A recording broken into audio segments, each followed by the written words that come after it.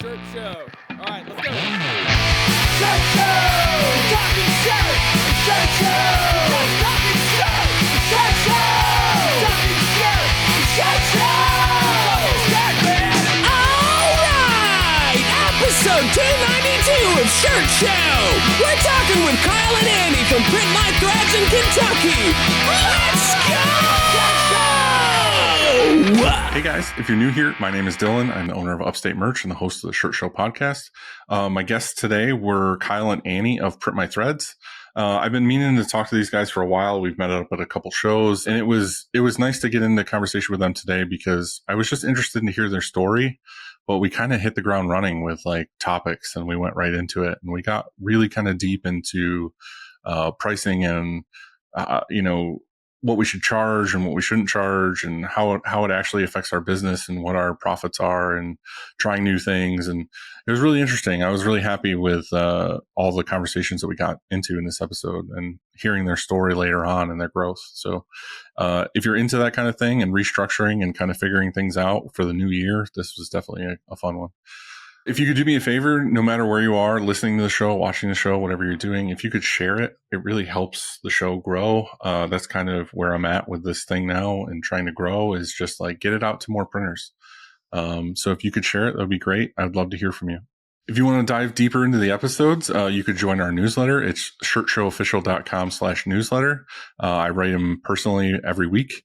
So it's going to be a little bit about me. It's going to be shop hacks, tips, articles, all that kind of stuff. So make sure you check it out.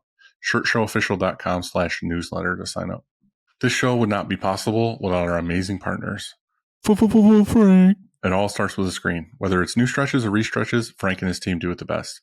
To find out more, go to graphicscreenfashion.com, greatfuckingscreens.com, or ffffrank.com. Cleaning screens is no fun, but Easy Way makes it way more funner. Their line of eco-friendly chemicals and equipment make reclaiming screens a whole lot easier. Right now is a great time to check them out because they have a new monthly giveaway where you have a chance to win $250 in product credit. Head over to easyway.com/giveaway to enter today. Easy Way is the easiest way. GraphX is your source for production-ready digital art and remote art staffing. They can help any size shop from just starting out to enterprise level. Looking to add a hero to your art department? Check them out at graphxsource.com.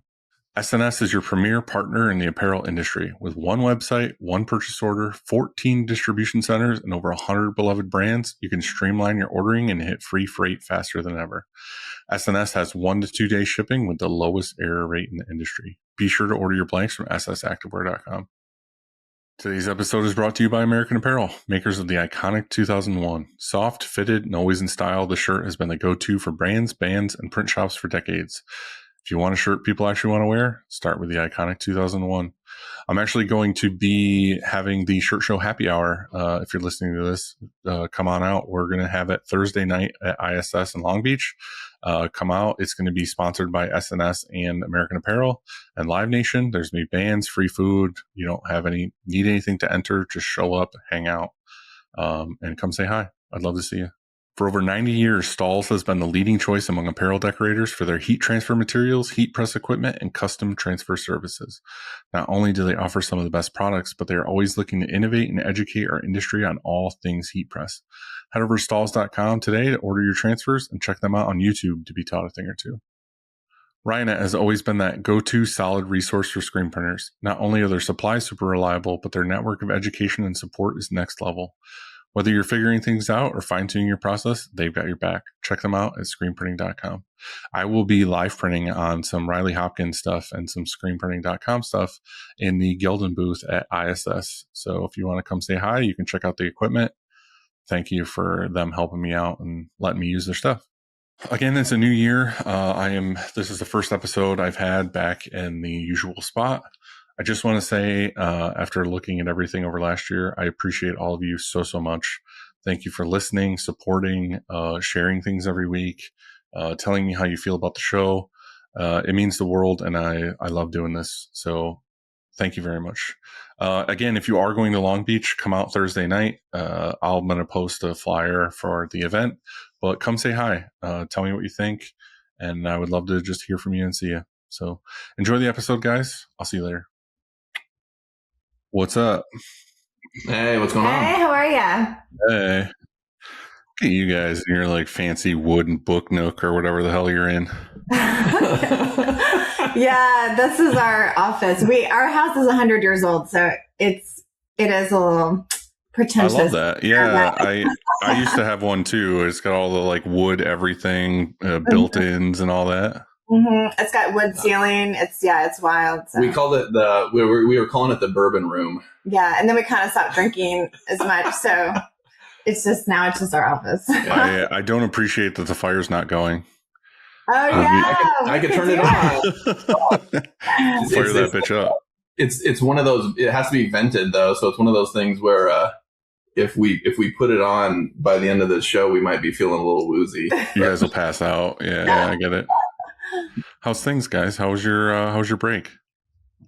Did good. You take a break? No, well, yeah, we did. We the shop shut down. Our last day of production was on the 19th, and then we gave everybody like 2 weeks paid off. So we just started back on the 5th. Yeah, we took a good amount of time off too. I felt like it was about 2 weeks, basically right before Christmas until now, and then.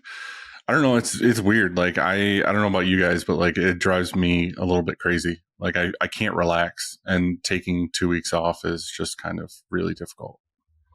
Yeah, I don't during that time. I mean, I work on projects, so I kind of go into like project mode more. Mm-hmm.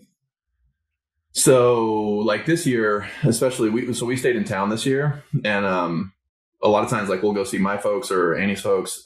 We stayed in town, and so we're adding embroidery to production. So we had that delivered with the intention of having that like set up and running before the end of the year. And then our November and December, we just ended up being like way busier with a couple of big projects that we hadn't really anticipated. So anyway, we got the thread in yesterday, and they're threading the machine this morning so we can get that scheduled for install. And then on the DTF side, like we're running 2 Mamakis, but I'm getting ready to swap those out with a new 9-color machine. And so we have that. So like the shop's just kind of a mess right now. Like everything's all happening. Yeah. So anyway, so I had a lot. So we actually had a couple of my guys came in over the break to help me get like the DTF machine like in the building. Right. So we had a break, like, but it, I pretty much worked through it. So like no walls got painted. Well, I had a couple like little house projects that we thought we had on the list, but none of those happened. That's okay. So. That's usually what I do during that like week or whatever break in between Christmas and New Year's is like shop stuff here where it's like you were saying paint walls. I think you were talking about your house, but like here at the shop, I'd be like, all right, let's get a fresh coat of paint on like the floor of the dark room, or let's do like fresh white paint on the shop walls, or, scrub the floors or clean the dryers or organize something and get it prepped and ready for the next year. Because again, as soon as you hit the ground running again, when are you going to have time to do any of that stuff? You aren't. Right. No, you aren't. Yeah. Like we do a lot of that. This year we didn't have we've done the same thing. Like, so our building, it's like, it was originally built as like a roller rink. And like, when you come in, you actually there's steps that go down. So on the one side of the building, you're like 3 or 4 feet kind of like below grade, like below ground. Mm-hmm. So like the one year we were having like in the winter time months, we were having a really hard time like maintaining proper humidity in the dark room, like temperature and humidity. So like one year we, framed the walls in on like it's cinder blocks. So like we framed that in and insulated it and then repainted. And another year they repainted like the entire interior of the building. And so we do a lot of that kind of stuff too. We just, again, like a lot of times we'll start that sort of end of December when we sort of start ramping down. And then when we come back 1st of January, sometimes we're still a little slow. So we'll do that. But, at the end of the year, this year, we had, we print for a couple of large hospitals, and we had one of the hospitals reach out and they're like, hey, we decided to do a end of the year employee gift where every single employee is going to get a free t-shirt and sweatshirt. That's nice for you. Yeah, no, it was great. Yeah. But then it was like this thing where they're like, but by the way, we don't want you to ship them. Like we want you to individually fold and bag them and then organize them by department. And then we were like, all right, we can do that. And then it was like, by the way, there's 169 departments. Yeah. That's disgusting. From 4 people in the department to like 300. So it just depended on how. I mean, I think there were a few departments that had like one person. Right. Yeah. Like did you charge extra for that? Like all the organizing and bagging and. Yeah. I mean, that was like such a huge task. So, and like Annie, like actually, so like Annie, like, you know, that's almost harder than the actual printing part of it. Oh, for sure. It was 100% super confusing, and we had to really work on the process because it ended up being 7 pallets of boxes. Is that right?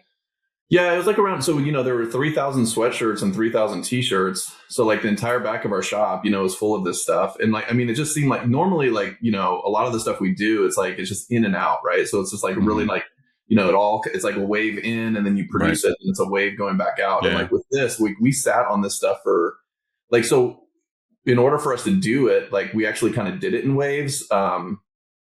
Where like, so they had the employees had to log into their internal system and enter their size. And so we kind of got preliminary numbers and went ahead and like did an initial batch of like t-shirts and an initial batch of sweatshirts just so that we could go ahead and start individually folding and bagging everything. So we did like 2 waves on the printing production side so that we could kind of like keep up with the fulfillment. Yeah. But it was a real process. And like, so like Annie like took the lead really on that, like overseeing it. But it was like, so, I mean, we basically like, we just had stacks and stacks of shirts and sweatshirts. So we, you know, get everything folded and pieced together. And then we were basically like, so the one saving grace was that they didn't allow people to say like, oh, I want a small t-shirt and I want a medium sweatshirt. Right. We were very specific. They could not do that. So that, that was in hindsight, that was like a game changer. Cause I don't know, it would have been even more complex. But so basically what we're able to do is just as we printed I'm getting anxiety as you're talking. Yeah, I mean, it was crazy. And it was when you had helpers. And then at the very end, when we're like trying to box these up, number them, keep it super organized, there was a snow day. And so I had both our teenage sons picking. And one of my kids is like really intense. And he was like, you know, grabbing all this stuff and this is this order. And then he's to the next one. And I'm like, oh my God, like, cause we're like checking it 3 times and making sure it's on the right pallet and the right box and the right number. And I'm like, you have to slow down because I'm going to lose my mind. The funny thing is for hiring for that type of position, that type of job, you definitely want like the chillest person possible, like the person who can just like zen it out and be like, I got this. And like, and we have a couple of people. Yeah, we have a couple of people like that. Like that's one of our kind of like our mottos, or like our that we talk about in the shop all the time is like go slow to go fast. Mm-hmm. Which I've had to learn over the years because like I'm very much like my son. I'm like go, and it's just like. You know, so it's like that kind of take a deep breath, like measure that whole, you know, measure twice, cut once mentality, because especially with stuff like that, it's like, you know, the printing is, as you said, it's like that becomes the easy part. And then it's all it takes is for you to get off on like one thing because, so basically, essentially what we did is then like, so all this stuff got boxed. Every single box had like a unique number. And then we had like a master packing list, like for the hospital. So they basically got a thing where it's like, you know, box 1 has these departments, box 2 has these departments. You know, some of the larger departments, it would say like, you know, marketing is boxes 3, 4, and 5. So that way they could basically receive all the pallets and then just immediately start doing distribution. So, yeah, I bet that was really fun for them too. Well, you know what? They said it was pretty easy. Yeah. So basically, success. Yeah. You kind of fuck yourself over because it's like, so now they're going to want to do that like every year. But I mean, if you charged good enough, like if you didn't screw yourself on the fees for doing that, then it's beneficial, you know, like it does, it might suck, but as long as it's a moneymaker, like. No, like absolutely. I mean, and that's what we've learned over the years is that it's like, as we've been able to develop those processes for like key clients, it's like you have a client for life. Like we don't have to worry about them going to try and find someone cheaper because absolutely they could find somebody cheaper, but they're not. Are they going to find somebody to be able to do what you guys just did for them? Right. No way. They're just. Yeah. But the problem is that shops often aren't used to those kinds of things. Like say they're just screen printing, they're never dealing with fulfillment, they're never dealing with picking and packing or anything like that. And then a customer like a hospital where you're like, oh, I don't want to lose this customer says, oh, can you fold and bag and organize? And they're just like, yeah. And then they're fearful to charge because they don't want to piss them off or lose them. You know what I mean? You don't want to be like, all right, well, it's going to be $3 or $4 more per item for me to do all this stuff. They're like, oh, we'll just do it. And then they end up spending hours and hours and days putting it all together and then handing it off, and they didn't make anything. Right. No, for sure. And like, we've certainly learned that the hard way.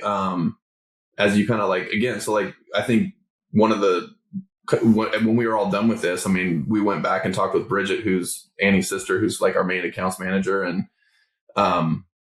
we talked with her, we're like, look, so assuming they're going to want to do this again next year, like, here's some things we learned, and this is probably how we need to adjust the pricing a little bit, just because, and I think that the thing is it's just like, yeah, you have to establish a relationship with your clients where you feel comfortable going back and having those conversations, where it's sort of like, hey, so, this ended up taking a lot more, or pulling these types of resources or whatever. So, we're happy to do this, but we need to charge X. Right. And I remember like on one of the podcasts, I heard, Justin Lawrence was talking about that, about like when they first got all the business from, the Thunder. It was kind of the same thing. He was like, he was just so excited to get that business. It was like, his initial thought was like, we'll just do this at our cost. It'll be like amazing for like marketing and, whatever. Yeah. And then you do it and you're like, you realize it's just like how much like bandwidth and brain power and, staffing, and it's actually super taxing. Yeah. And then you're like, okay, well, actually, so because it just doesn't make sense, and that's the thing that we've learned over the years. Like, you gotta make sure that like the jobs, that you're making money, right? Because that's ultimately like that. You can't be burning your staff out on stuff. You don't want to burn your staff out, period, but especially on stuff that you're not making any money on. So. But the truth of that too, this goes like super nerdy deep or whatever, is just like you really need to know at that point what your shop needs to make per day, per person, per hour, because then you know what to charge. Like I said, at the first time you do it, you might be guessing. You're like, all right, well, it's going to be, we need roughly, I'm just throwing a number, say $2 an item or whatever it is to do this, or $1 item, whatever you charged. And then when you're done, you're like, well, this actually took us like 4 solid days with 6 people or something. Yeah. And then you can be like, all right, well, the time for that is X $1,000. We need to divide that by this and then add a profit on top of that. And then the next time you're like, all right, well, I only charged $1.50 this time. I definitely need to charge $3.25 next time or something in order to make this work. Another way we look at like on this specific project is the way we kind of looked at it is, again, like we hadn't anticipated it. It was really kind of, I don't know, lucky or serendipitous that it hit at a time like where we weren't going to be really busy. So we felt like we had a little more flexibility there, because it wasn't like by saying yes to this project that we were going to be saying no to like other stuff that we needed to be, other profitable. It's a great time of year to be doing that job. Right, for sure.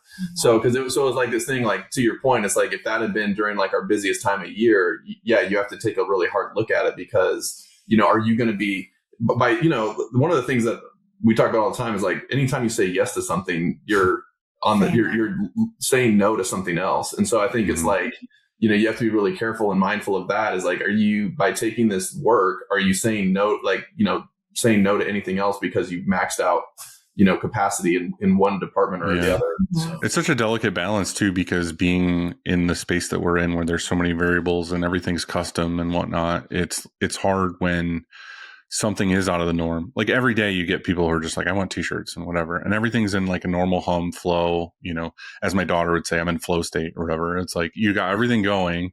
And then some random project comes along where they're like, can you do this? And we're like, yeah, I think we could do that. But then it's out of your norm. And then all of a sudden it's taking 4X what it would normally take, because you're trying to figure it out and you don't quite know how it works and all these other things. So yeah, it's hard to say yes to those things when you're already full of other stuff, because then you're pushing other customers aside to make that happen. Yeah. And we used to talk about this on the show a lot, where it made a lot of sense to think about where people's pricing structure used to be, 12 to 20 or 25 and all the way up to like 100 to 199, 500 to, 999 or whatever. But really it should be, the price shouldn't go down. The price goes down for us up until like 1,000, like in quantity price break or whatever. But then people are like, well, I want to quote for 5,000 or whatever. And I'm usually like, well, it's the same price as 1,000. Right. Or if not more. Yeah. Because the thing is at that point, it's a logistics problem. Right. It's not, because it's not just like one pallet of shirts coming through the door and we're, printing fronts and then backs and whatever. When you get to where you're like, okay, I have 5 to 10 pallets, it's like, all right, am I printing? I can, but like print all the fronts and then print all the backs, because then you're just shuffling a ton of boxes around. Right. Or is it like, all right, I'm going to print all the fronts and backs of this pallet, and then I'm going to get it out of here. And then I'm going to do all the fronts and backs of this pallet and get it out of here. Right. Like there's just so much shuffling going on. There's so much. Yeah. There's a lot of logistics. I mean, that's one of the things that like is so interesting to us is that, so there's times of the year where like, wow, we have so much space, like we can add, whatever. But then you take on programs like that, and it's like like, oh my God, we don't have anywhere to put stuff. So I think, that, and like, to your point on the pricing thing, I mean, there's crazy things that we do within the industry. One of the other ones that I see all the time is people are like, oh, well, we discount the second location. We discount the second print location. It's like, why would you do that? It's the same amount of handling, the same amount of labor, the same amount of everything. Right. I mean, I understand it from the fact that it's like you've already got the job and you've already got the product in the building. But from a production standpoint, you discount that second location. It's the same. It's going to, if you're running the press at, 300 pieces an hour for the front, I mean, so I don't know. So we don't discount for like additional locations typically. And again, it's like one of the other ways that we segment our clients between kind of like A, B, C, D type of a ranking, so we definitely have like our core, like A clients that we know, like, if this had been a C client or a D client that came in and like asked us to do this, like we probably wouldn't have said no. My name's in there because I've put in a couple orders for like things like where I used to work at different agencies, and I am an F. I'm the worst client. I need it like last minute. I don't have a design. I have no idea. I have a list in my hand of the people. So you're bringing a Ziploc bag of ones and change. Water cash. Yeah, I don't know if it's the right amount. Like when customers like go, like we still have like we'll have local customers that show up with like a wad of cash, and it's like I don't even know what to do with this. Like we don't have like a cash register. We have our local school, which we don't do a lot of schoolwork for, but we do for our local one. Without fail, they always bring us an order in like early March, and it's always paid with no joke, like a freezer bag, Ziploc bag full of 1s and 5s. But the thing is it's a perfect handoff because they give us that. And then Atlantic City is like 2 weeks after. And it's like, I just give it to my guys and I'm like, here, there's strip club money. Like it's already ready for you. Like I don't have to go to the bank. Like here it is, go have fun. Yeah. So thanks to the school and these children for supplying us with these 1s and 5s right around March. Money. Yeah. That's great. Yeah. But the pricing structure stuff, like there's something that I learned here over the last couple of years too. Was I always had two pricing charts. It was like, this is my standard, anybody walks through the door pricing chart. And then on top of that is like these discounts in there, kind of like you were saying, like your A through D graded customers. Then it's like, all right, well, you're going to get a line item on the invoice or something that's like friends and family discount or something because they're your A customer, which I thought was pretty cool. Just like for people to think about, you know what I mean? Of like, okay, well, I'm friends and family, even though I'm just like a good customer. It just makes them feel good and like whatever. Yeah, that's a good idea. No, it's a good idea. Other than like in my experience, like friends and family are typically the worst customers. So they are. I'm just saying, like psychologically to these customers, to them, it's like, oh, well, we're treated above the rest. You know what I mean? Like they see us as friends and family. So it's harder. If anything, it's just manipulation because we're guilting them into not leaving us because we feel like they're friends and family. Yeah. I think the other best way of doing that is just like kind of like these things. I mean, finding out, like having those conversations of like, it's everything. So there's so many shops, right, that can print t-shirts and decorate apparel. So I think that like it's having those conversations of like, what is like the logistics side of things, and then determining if it's something that you can manage or handle. Like we can do the fulfillment on these really large jobs like that, but like we don't have a system in place for doing like, on demand fulfillment or like ongoing fulfillment or print on, So, again, I think like we've identified that we can do the fulfillment on these large, like what I would call like a program. But, but then like, if it comes to something where someone's like, hey, can you do like on demand, like ongoing fulfillment and like keep it in the back of your shop? Like we don't have the space for that. And like, we just, anytime that we've tried that, it's come back to bite us because they don't move Always. enough. Yeah, They don't have enough. They don't move enough product quickly enough, So yeah, I feel like that's one of those battles I get all the time from other people reaching out that are shops, or even myself, because I try to do it like early COVID, and I've tried to do it a few times like over our career, is be like, oh, we're going to do fulfillment for these certain customers, and it's always a nightmare, because the thing is, it's never enough to staff somebody. I feel like that's the biggest hurdle with it. Is it's like if I had a fulfillment area and I was like, oh, I have a hire who just sits here and just does that all day long, we don't have enough fulfillment for that. right. But the thing is we're like, okay, we'll do it for these customers because they're great customers and we want to help them out. The problem is that it usually ends up falling on me, where I'm like, oh, I'll just fulfill these orders. But the thing is, I'll get busy doing other shit and I'll forget that there was like 2 orders on a Wednesday, and that was the only orders all week or something. And then I'm like, oh, I'll get to it on Thursday. I'll get to it on Friday. And then it's like next Thursday. And I'm like, oh shit, I forgot to ship those 2 orders. Yeah. And then it just becomes a whole thing of like, oh, everything is late or messed up or whatever. And it's like, why am I even bothering with this? This isn't worth the time, the effort, the space, any of this. 100%. Yeah.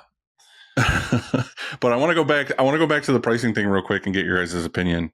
But forever, again, I had 2 pricing charts for the most part. It was our standard print pricing and then a contract price sheet, because, earlier on or even now, it's like, oh, we want to take on some contract just to fill the schedule or whatever it was. In the early days, we definitely wanted to do it because we didn't have enough business.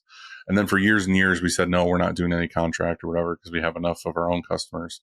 But we still get these like bigger management companies or whatever that always want to like supply us with the blanks. And they're like, oh, well, I'm whatever, and this is the pricing we're used to and all this other stuff. So it was like, all right, I have this contract price sheet. Well, a lot of those people are like, you're printing stuff for like $1 or 75 cents or some bullshit like that. And like our normal print pricing, it would have been like, $6 or $7 or something. You're like, why am I printing this thing for $1? Where if a regular customer came in, it would be like a $6 charge on top of, marking up the blank and all these other things. And then I got to thinking about it too, where I was like, I don't want to do those. I'll do them for friends or something that comes along where it's a big band, like it's like, oh, I need shirts for Green Day. It's like, oh, okay, cool. Well, I'll print those because it would be fun to do and something for the showroom and whatever else. But we ended up making like a broker pricing chart, which was more like where these people should fall. It's not like the regular person who walks through the door because they're constantly giving us orders every month, but it's not, we're going to do these for pennies just so that you can make more money.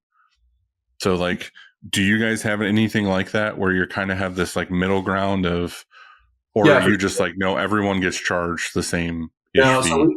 So we're kind of the same. I mean, like, and we were actually just having a conversation about this the other day, if we want to get like into doing a little bit more contract just so that we can fill the slower times. I think that the challenge with that is that, the clients, the promo distributors and the clients who are typically looking for that contract printing, like unless you can find like a one of them that has sort of like their busy season is during your slow season. Right. I think it's more like really, you can't really like half-ass that or kind of have like your foot like halfway in the like in halfway out, because they're going to go into that relationship with the expectation that they can give you orders whenever, and so the contract, like the quote unquote contract work we do, we have a couple of retail lines that we work with where they supply the goods.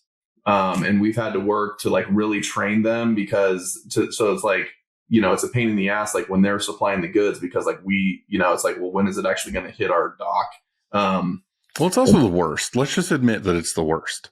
Well, yeah, I mean, the thing is like, yeah, I'm not going to lie. Like, so we, when early on, like when I started, there was this guy, I think his name's Mark Bennett. And I think he's like I think he's like since passed away. But I remember one of the very first trade shows I went to, I sat in on one of his classes and he had a book and everything about it. But he talked about how like in this industry, like where you make your money is the markup of the good. And like, I know that that's like highly debated, but like, so a lot of the way our pricing is like, we do. I mean, that you make a substantial amount of your money based on the markup of the good. And you could argue that like, that's getting harder and harder because again, like with the distributors now, it's like, if you have an EIN or any kind of business, you can set up a wholesale account. Anybody and their brother now can order shirts at the same price. So to me, I think it goes back to the conversation we were having before, is it's like, if you really want to thrive and be profitable in this industry, you have to figure out like what your value add is on top of like the actual printing. So I think that's like number one. So like going back to the example with these hospitals, it's like the logistics and the hand holding and the, you know, the split shipments and Delivery. the fulfillment and all that I think is the reason why we keep that business, and it adds way more value to them than the actual printing of the product. Mhm. But like, so on the contract side though, we do have a couple of like promo product distributors that will reach out to us. But basically anytime they reach out to us, it's like they've exhausted all of their other options. They burn out everybody else. Well, That's yeah, they've usually either what it is. burnt them out, or they basically have like checked with, you know, their other 3 people, and they've all said, hey, we can't get it done quick enough. So when those orders come through, it's typically like a very quick turnaround. Like But the thing is that what they don't give you the leeway for is they still want what they want, and they want it at that price. They could be like, I need it in 3 days, but they're still going to be like, well, I was getting it for $1.25 from the other guy. It's So- like, well, so- go so to we the did- other fucking guy then. Yeah. Like, So- leave me so- alone. Yeah. So like we're actually getting ready to have a call with this one client and to kind of revisit that, because where we're adding embroidery, you know, we want to look at like what their embroidery needs are. And like from a lot of the shops I've talked with, that like, you know, kind of the feedback I've gotten from other shops. I mean, we're completely new to doing embroidery in house, but like what I've heard is that the margin on the embroidery is there to where like you can actually do more contract embroidery work versus the screen print work.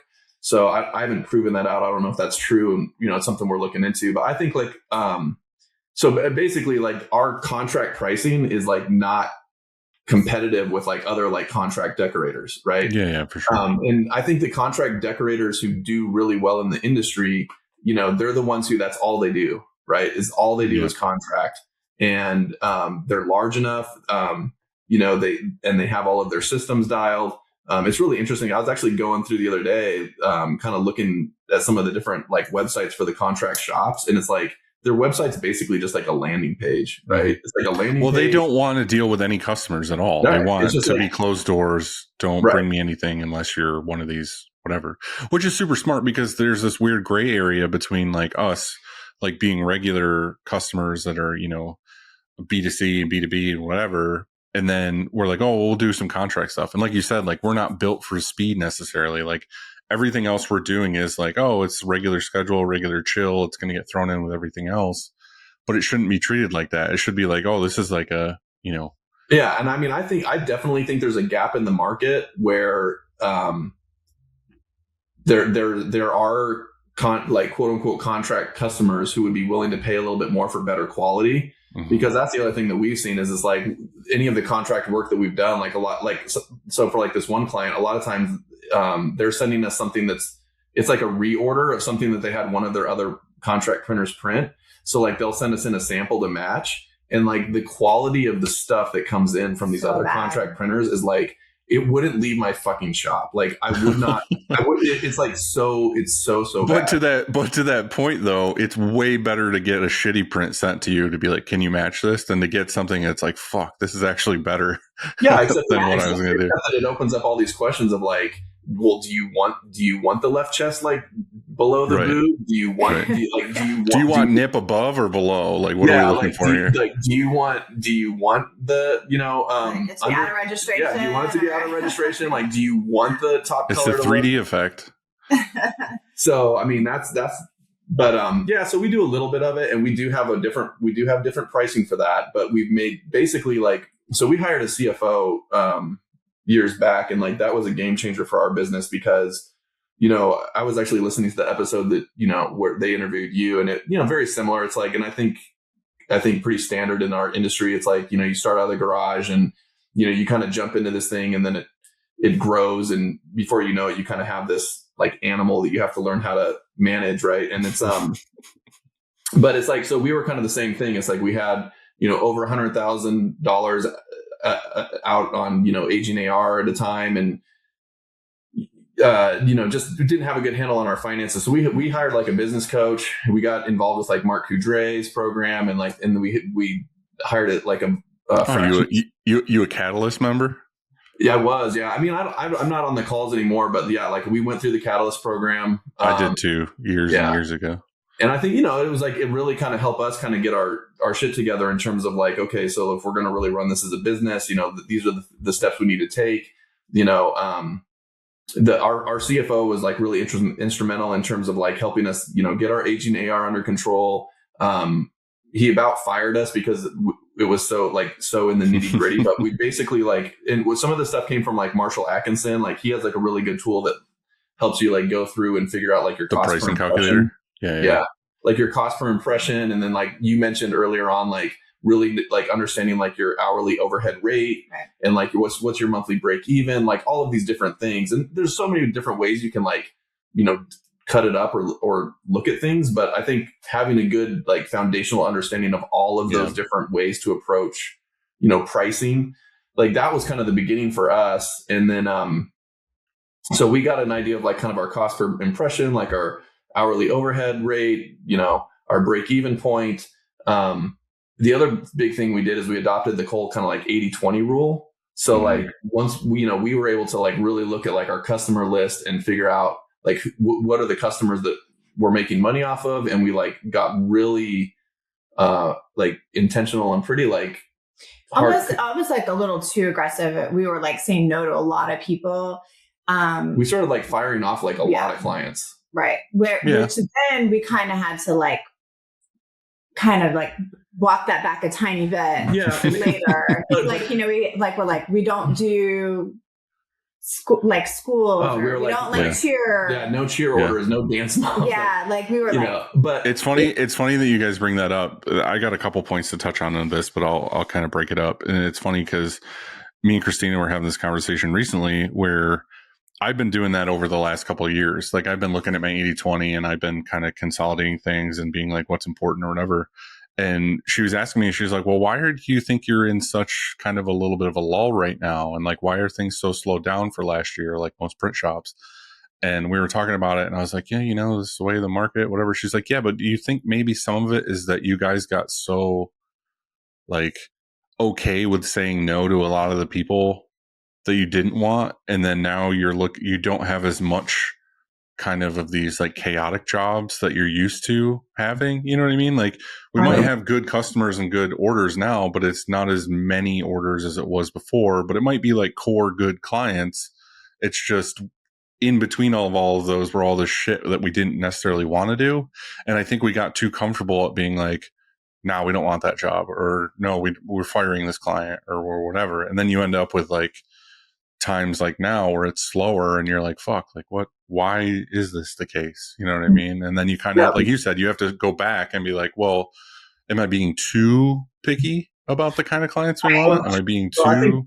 I think part of it is like, are you being too picky? But I think the goal is like, that's step one, right? And then step two is, okay, so now we've identified the top 20% that we're making money off of, and it's like our best fit. Like, how do we find more of them? Mm-hmm. And then you fill that open space with like more of the same types of customers. And it's like you said, it's like when you do that, you free up so much time and so much of that chaos to where you're not running around like a chicken with your head cut off anymore. Yeah, you can focus.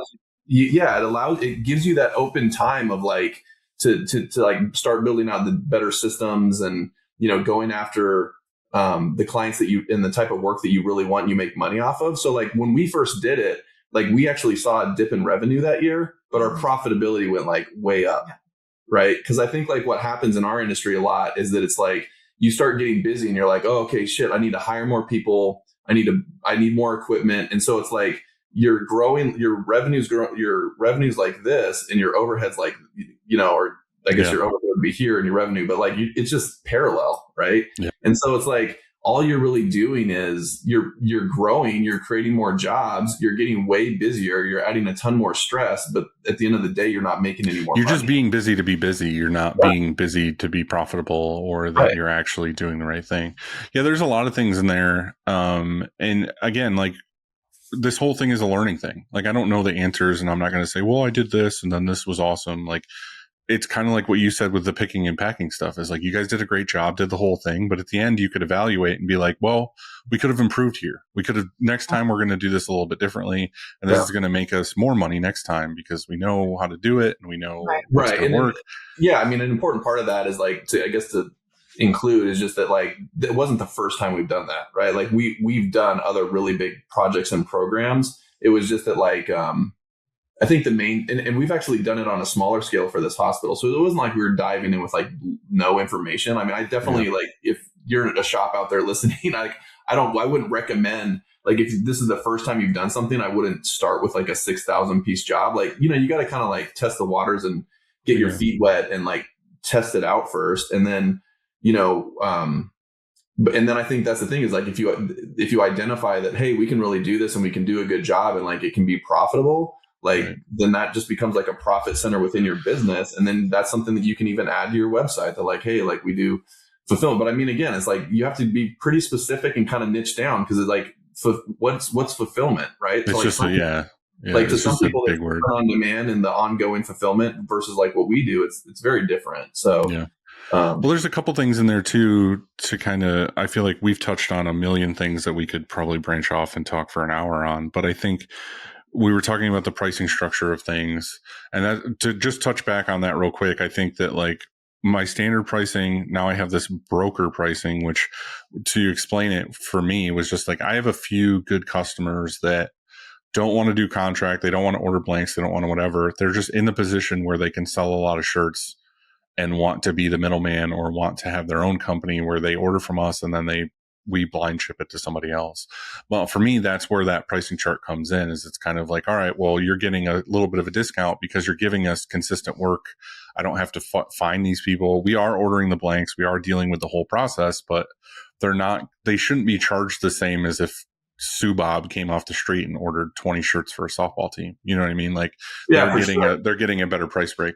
So just to finish off that conversation, that's what I meant by like having three pricing structures. Mm-hmm. And the third pricing structure of like the actual like contract pricing, that I never want to see or touch. I just have it in case that Green Day order or something comes along, but I don't want to like touch that if I don't have to. Like, I'd love to stay around the standard pricing and the broker pricing chart. But that being said too, like, understanding those numbers and understanding that this is the stuff that makes me profitable is kind of where I'm looking at now for the future. And I've said on the show and I've said in newsletters and whatever that my focus moving forward is what is making us money, what's not making us money, and how do I focus on being better for the customers that we have with like the whole 80-20 thing. So like recently, some of the stuff I've been doing, which some of you might be like, yeah, that's a no-brainer. Why the fuck were you not doing that before? But like, I've been going through PayPal, my bank account, all these other things that I have money coming in and out of. And I've been just like making an Excel sheet of like every expense that is coming through. And what I'm doing is I'm finding like, okay, like here's the entire month, like on the first, these come out, on the second, these come out, whatever. What I'm finding is a ton of shit that I'm like, why am I paying for this? Mm-hmm. You know, I found out the other day that I had like 5 Adobe subscriptions. And I'm like, we're only using 2 of them. Why do I have these other 3? So I canceled those, and it was like, okay, cool. Well, that's another, you know, whatever it was, like $100 or more a month in Photoshop subscriptions I didn't need. And then I was like, all right, well, we have a dumpster and a recycling dumpster basically out here. And I was talking to Bill. I was like, we don't have that much trash, do we? He's like, oh, maybe like 2-ish bags a week, but most of it is recycling. Like, we're almost always like full on recycling. It's like, well, why don't we, like, well, I'm paying $300 a month for the dumpster.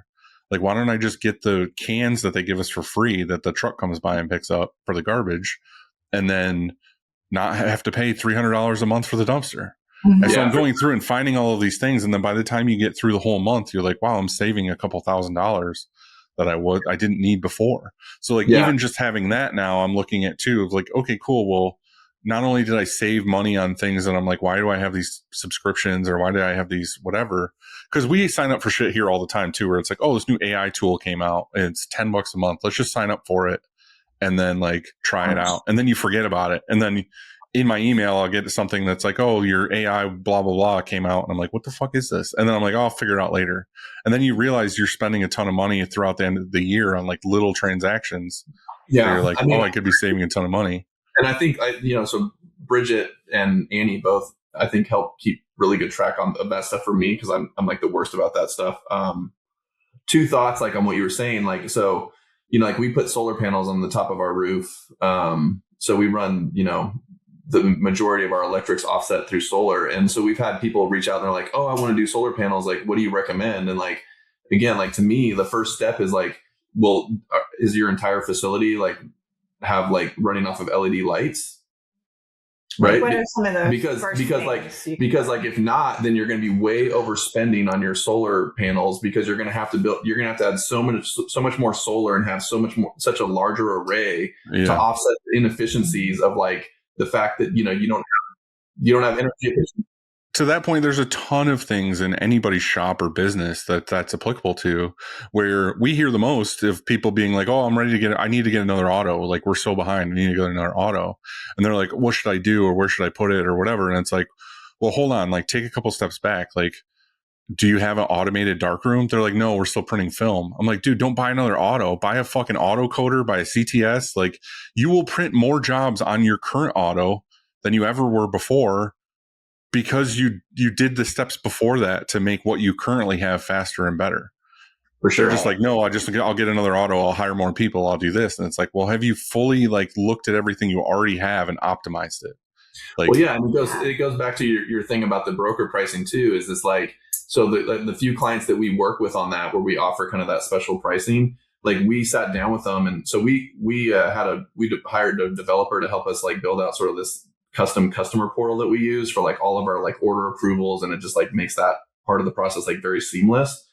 So, like with that, so the way we look at it is like, the reason we can afford to give you discounted pricing is because we can get that order in and out the door like way quicker. Mm-hmm. Right. And so you don't have all of this back and forth between like, well, so like if you have those customers where it's like, they know the product they want.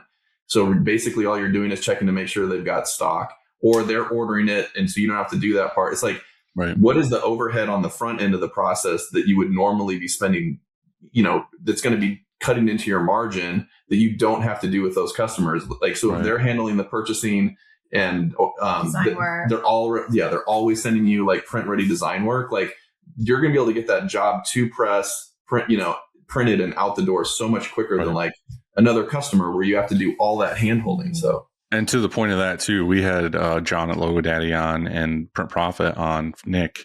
And one of the things that they had discussed too in this, if we're talking about being organized and making more money, I think that's the theme of what we're talking about right now, is John was saying, I know using Print Profit and like getting all these metrics and everything, that by the, say it's the 18th of the month, I've already hit my nut of what I need to make this month to be profitable, to be ahead.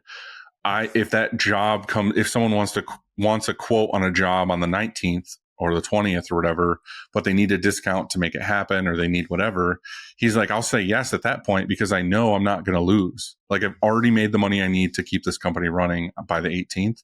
Anything after that is gravy, because we're already there.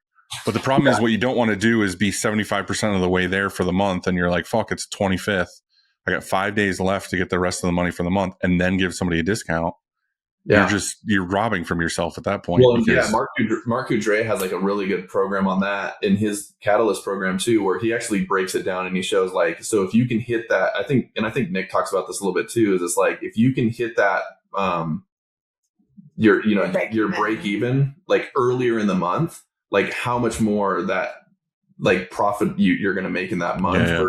And it's kind of crazy because like again, you can slice and dice it all these different ways, right? Like, it is kind of arbitrary that like we look at everything from like on a month to month basis or like a quarterly basis. And like, we've kind of gotten in the weeds on that because we do like a quarterly profit share with our staff. And so there's lots of different ways that that we've had to kind of look at it too, to make sure that we're not like, shooting ourselves in the foot with how you do the profit sharing. But yeah, I mean, it's like, to your point. Yeah. If you can, So with some of these, if you can get these clients where you're like, that they're going to order every single month, and you have them more on like kind of like a program type of a deal, absolutely, like that, then that becomes your way that you can like run more sustainably, and you're not having to spend so much time energy and effort, like worrying about what jobs are we going to get in to keep people busy and keep the equipment running. And to go back to the expense report that I was talking about, like I'm almost addicted to it now because every day I'll look and I'll be like, well, is there anything new that came out? And I'm marking like, all right, well, this came out, making sure they came out in the same days or whatever. So it's just letting me see like a thing basically of like, okay, well, I know this money's going to come out at this time and I'm ready for it. And I am optimized, and my insurance agent is my sister-in-law. So I actually called her recently and I was like, give me the pricing for all my policies for the year and let's like go through them and make sure like I'm not paying for shit I don't need, or why do I actually have this or whatever, or, oh, well, I actually have less employees now than I had before. Like, let's do an audit and make sure these are all good. But anyway, the point of this is once that's all done and all those expenses are in, and I can see also too, like, this is the land taxes for the year, these are all these things. That's where I can look at it and be like, all right, well, I have a really accurate, like chart here now to show me what I actually need to make per day. So then I can be like, it's not just a guess. Like, I feel like a lot of people are like, well, you know, electric is usually $1,500 and gas is usually this and payroll is usually this. And like, here's my rough number. Now I have like down to the cent of like what we're spending every day, every month. So are you running multiple checking accounts, kind of like the profit first model? Kind of, but I've talked about this before on here, but the profit first thing for me was really eye opening. And that if you listen to the episode where I was talking about myself, like that's what really kind of kicked me in the nuts and was like, oh, you need to change some things. But what I ended up doing is I ended up just being like, oh, I'm going to pay for all the things that need to be paid with what the customer gave me that day, so that anything I have left over I'm never in a robbing Peter to pay Paul situation. Right. You know what I mean? If I get 10 orders, 10 invoices paid, like I'm going to make sure all the shirts and the inks are ordered for those shirts today. So that way I'm not like something doesn't come up where I'm like, oh, I could spend X amount of dollars because I have it in my bank account and realize I haven't ordered those 5 gallons of ink or those shirts that I need for whatever. And then I'm screwed. Right. So I'm more in the mentality of like, all right, let's just get everything I need to get now so that I'm kind of more in the smooth sailing area. But I'm just saying, as far as the bank accounts, like going through and just combing them for any loose, random bullshit that I'm losing money on. Well, I'll tell you, yesterday we opened a space across the street from our shop. It's going to be kind of a showroom, extra office space, and it's like in a strip mall. So when I called our internet provider to see what it would be to add a new internet line, they were like, it's going to be like $100. And I was like, oh, $100. We thought it was going to be really expensive. And so he was like, well, I said, our current bill is like $350 for internet. And the guy was like, what? And he said, well, so look, he's like, you've been a customer for 10 years. He said, so here's what happens is every year, you know, when you get a call or like spammy from your internet provider, if you don't call them back, like with your business line, they just increase your rate. Yeah, for sure. So they special. So they say like every year they run a special. So he put me on a special and it reduced our monthly internet bill like $140. Right. So we're getting a whole nother line across the street for less money than what you were paying before. And yeah, you got to think in the poor person mentality of like, this is the AOL disc thinking that you got to have is like, all right, I'm going to run this bitch for 30 days and then I'm going to pop in a new AOL disc and then I'm going to have another 30 days. Like, yeah. I know people, I think it's like my mom who will call like Spectrum or whatever the internet thing is and be like, oh, well, they're running a deal this year where it's, you know, I don't know, $35 for internet or something. And she'll call and be like, well, I'm going to cancel. I can't afford it unless I can keep the $35 price or whatever. And they're like, all right. And then they just give her the $35 price. And then it's like, all right, next year, same thing. Like, well, I'm going to cancel unless, but you have to be on it though. That's what I'm saying. Like having these numbers that I'm looking at every day, I can be on it and be like, all right, well, I can see in 3 days the Northwestern Mutual payment or something's coming out. And that'll key in my brain of like, why am I spending $2,600 on this? And then I'll call the guy and be like, hey, like, where are we at with like, what's the deal with this? And they're like, oh, well, actually we have this new thing and it's going to be blah, blah, blah. And it's like, yeah, I can save $50 to $100 or $1,000 or whatever it is. Yeah. Well, and so it's like, and I'm the worst about that. Cause like, I don't like to deal with that. And so, you know, so again, like with Annie coming full time into the business, so Bridget handles a lot of that stuff, but she also works remotely. So there's some of these tasks where it's almost like you need to be on site or anyway. So between the two of them, like, yeah, we're getting a much better handle on all that. And I think, so that's huge. The going back to like the multiple bank accounts, like I think that like the profit first model is like a little bit overkill. And like when we it's like 7 bank accounts or something. Well, and we did that, right? Like we tried to kind of follow it to a T, and like PNC finally like reached out to us and they're like, hey, so you have all these checking accounts. Can we like shut some of these down? Mm-hmm. But anyway, it is a good exercise to go through. Like, even if you just have like the basics, like what I would recommend of like, if you have like an income account, so like all of the money that's coming in goes into one account, and then you have like your operating account, which is like all of the money that you use for your purchases, right? Mm-hmm. And then I think having like a vault, and like, so like we have a money market, which we started using like as our vault, and it gets is it 5% interest or something?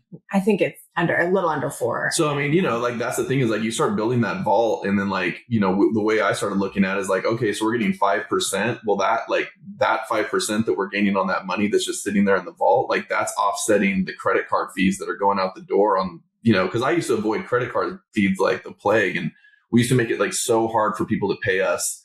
And I finally like came around and it was like, again, that was a game changer for our business. Cause like once we set it up to where we made it like super easy for our customers to approve and pay, like they just don't even think about it. It's just like you train them to use that portal, and it's just like approval, payment. And you'll just see the emails coming through like during the day. It's like approved, paid, right. Approved, paid. Yeah. Well, to the point of what you were saying, like the profit first bank accounts and all these other things, like it's always split because there's a mentality from people who are like type A or type B or whatever that are like, well, why the fuck would you have 7 bank accounts? I know where my money is and I'm responsible and I'm blah, blah, blah, whatever. And it's like, yeah, but that's you, dude. Like I'm a fan of whatever it takes to get the job done like smoothly. And if you need 7 bank accounts to keep everything organized and away from you, like a lot of it is just people in addictions and like no self-control or whatever, they get their paycheck and like, well, I do need groceries, but I do like those new shoes.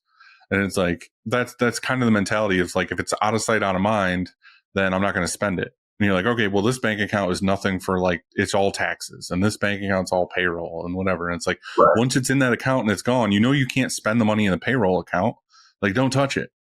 It was funny. I was watching, and I get sucked into these videos, but like, cause I look up like finance or stuff on investing and stuff all the time on YouTube. But like, there's like a new age guy. I can't remember his name, who's like the Dave Ramsey guy. And he has this channel or whatever. And then there's this other guy, I think his name's like Graham or something. There's 2 douchey younger guys that invest a lot in like real estate. And they're always talking about all this money stuff they can do. The guy's voice is super annoying. I can't stand him. But anyway, they were on a podcast together. Like they were kind of like 2 sides of the coin, where one was like, well, the Dave Ramsey method is, like no debt and like pay off your house as soon as possible and like all these other things. And then these other guys are like, well, debt's great, and you should like you leverage debt, and you should buy 100 houses and have all this like all, whatever. And they were kind of full of themselves, like ready to rip into the Dave Ramsey guy and be like, well, your method is stupid, and we make all this money and whatever. But the Dave Ramsey guy was kind of like, well, yeah, like to be fair, it is kind of silly to do the things the way that we're saying to do them, but it's not, because if you think about it, it's all psychology. Like it's little rewards for yourself, which makes you actually save money and all these other things. Because the one side of the coin, they were like, well, if I have, 10 credit cards and the one at the top has like a shitload of money in it that we need to pay off, and then there's all these little ones, they're like, well, we want to hit the biggest one first because it's got the most interest and we want to make sure that one's gone. But the Dave Ramsey method is to pay from the bottom up. Like get rid of the stuff that you owe a little bit on and whatever. And they're like, that's dumb. And he's like, yeah, but to these people that paid off the one that had $500 on, it triggers something in their brain of like, I'm doing it. Like I'm accomplishing something. Yeah. If this one has $100,000 debt and you're trying to pay that one off first, you're not going to see that gone for like a couple years. And it's like, you're just going to get burnt out on it 6 months in and be like, fuck it, I'm not going to pay it. And it's just going to sit there. Yeah. So it's like, he was just trying to say that basically, what all of this wraps up to is it's like human psychology and like feelings. It has nothing to do with money and spreadsheets and like dollars and cents. It's like, what can I actually accomplish and get done without having primal urges to spend money? Yeah, we really liked all the accounts. Then though, when we got the high yield savings account, it's like that interest is nice. So that was kind of, we were like, well, now that we have a really good grip on it. There's a difference between making money and spending it all and not having it. Yeah. So I think, so again, it's kind of like step one is like, okay, learn the methodology, have the discipline of like separating out the accounts, learn your finances, learn, what's coming in, what's going out, get a good handle on that. And then you can kind of deviate from the plan a little bit. Right. But there's definitely something to be said about like learning the discipline and like following one of those systems to begin with, and then you can tweak it. Right. But I think, but like Annie, like, so we're our CFO, our fractional CFO that doesn't work with us anymore. Because again, we got to the point where like he helped us to a point where we just didn't feel like it was necessary anymore. And so like we kind of split his duties, and like he turned Annie onto Dave Ramsey. And like, I mean, that's been between the business finances and the like before Annie came into the business full time, like I really managed the business finances, and then she would always do our personal, but she became like a big fan of Dave Ramsey. And like, I mean, not his not necessarily politics, but I do like I'm all for any of the methods. That's what I was trying to say. Like, I really like the Dave Ramsey guy because it's more like thought out. And it's like I'm more towards being debt free than I am towards these other like bro guys of being like, oh, I'm going to leverage this to buy a jet, and I'm going to leverage this to buy this. And it's like, yeah, but what happens if you have a shitty year and then all of this comes crashing down and you owe all this money? So like I'm all for whoever has the best method that works for you that's actually going to work. So that's what I'm trying to say with all of this is like, there's 100 ways of doing it. Just find one that works for you and stick to that. So like you're saying, you're trying, but it sounds like you guys are trying multiple things or have tried multiple things. And right now you're kind of getting in a groove of like, okay, well, this one actually works for us. Yeah. Yeah. I mean, I think so. I mean, I don't know. I think the thing that's interesting to me is that like, money's not talked about in a lot in our industry, right? And so, and it's like when I do have those conversations, kind of like behind the scenes or behind door conversations with shops, it's just like it is really interesting to me because like we make a lot of money in our business, and I don't know that that's like always the case. And I think it's like it's been a real process for me because like I grew up in a family like both my parents were teachers. Like we never had extra money. Like we were very frugal. Like it was always this thing. And like, I think I kind of grew up with like a lot of head trash, like around money. And, I had to work through like a lot of stuff in terms of like, as a business owner, like feeling okay about making money. So I think money and finances and stuff, it's just, I don't know. I think there's a lot of baggage and there's a lot to it, psychologically. But I mean, and it took us years to get to the point where we really felt like we were making and honestly, I don't think we could have done it if Annie hadn't been working full time and like, having her career and covering our health insurance and just like really, I mean, when we first started out, when we first started running the numbers, it was like, we would have been better off not having our 2 kids in daycare and me just staying home and taking care of them. Yeah. Because we were spending more on daycare. I thought you were going to say we would have been better off not having our kids. And just ending your conversation. That's its own podcast too. But no, so it's this thing where it's like, I don't know. I think it's a process, but now that we've gotten there, it is really interesting because it's like you kind of hit that tipping point or whatever. Where like now, like I don't know, it's like it does. You can almost like gamify it a little bit. So it's like what do we tweak here, or how do we do this in order to kind of like make that more money, and then when you get to that point, it's really fun too because it's like. You can start like we started out with like a Roth IRA for our staff, and like now we've moved into like they have a 401k. We do the profit. Which is funny. I just did the opposite. Oh, really? I had 401 and we switched everyone to Roth. Yeah. Well, there's a Roth option in our 401k, I guess.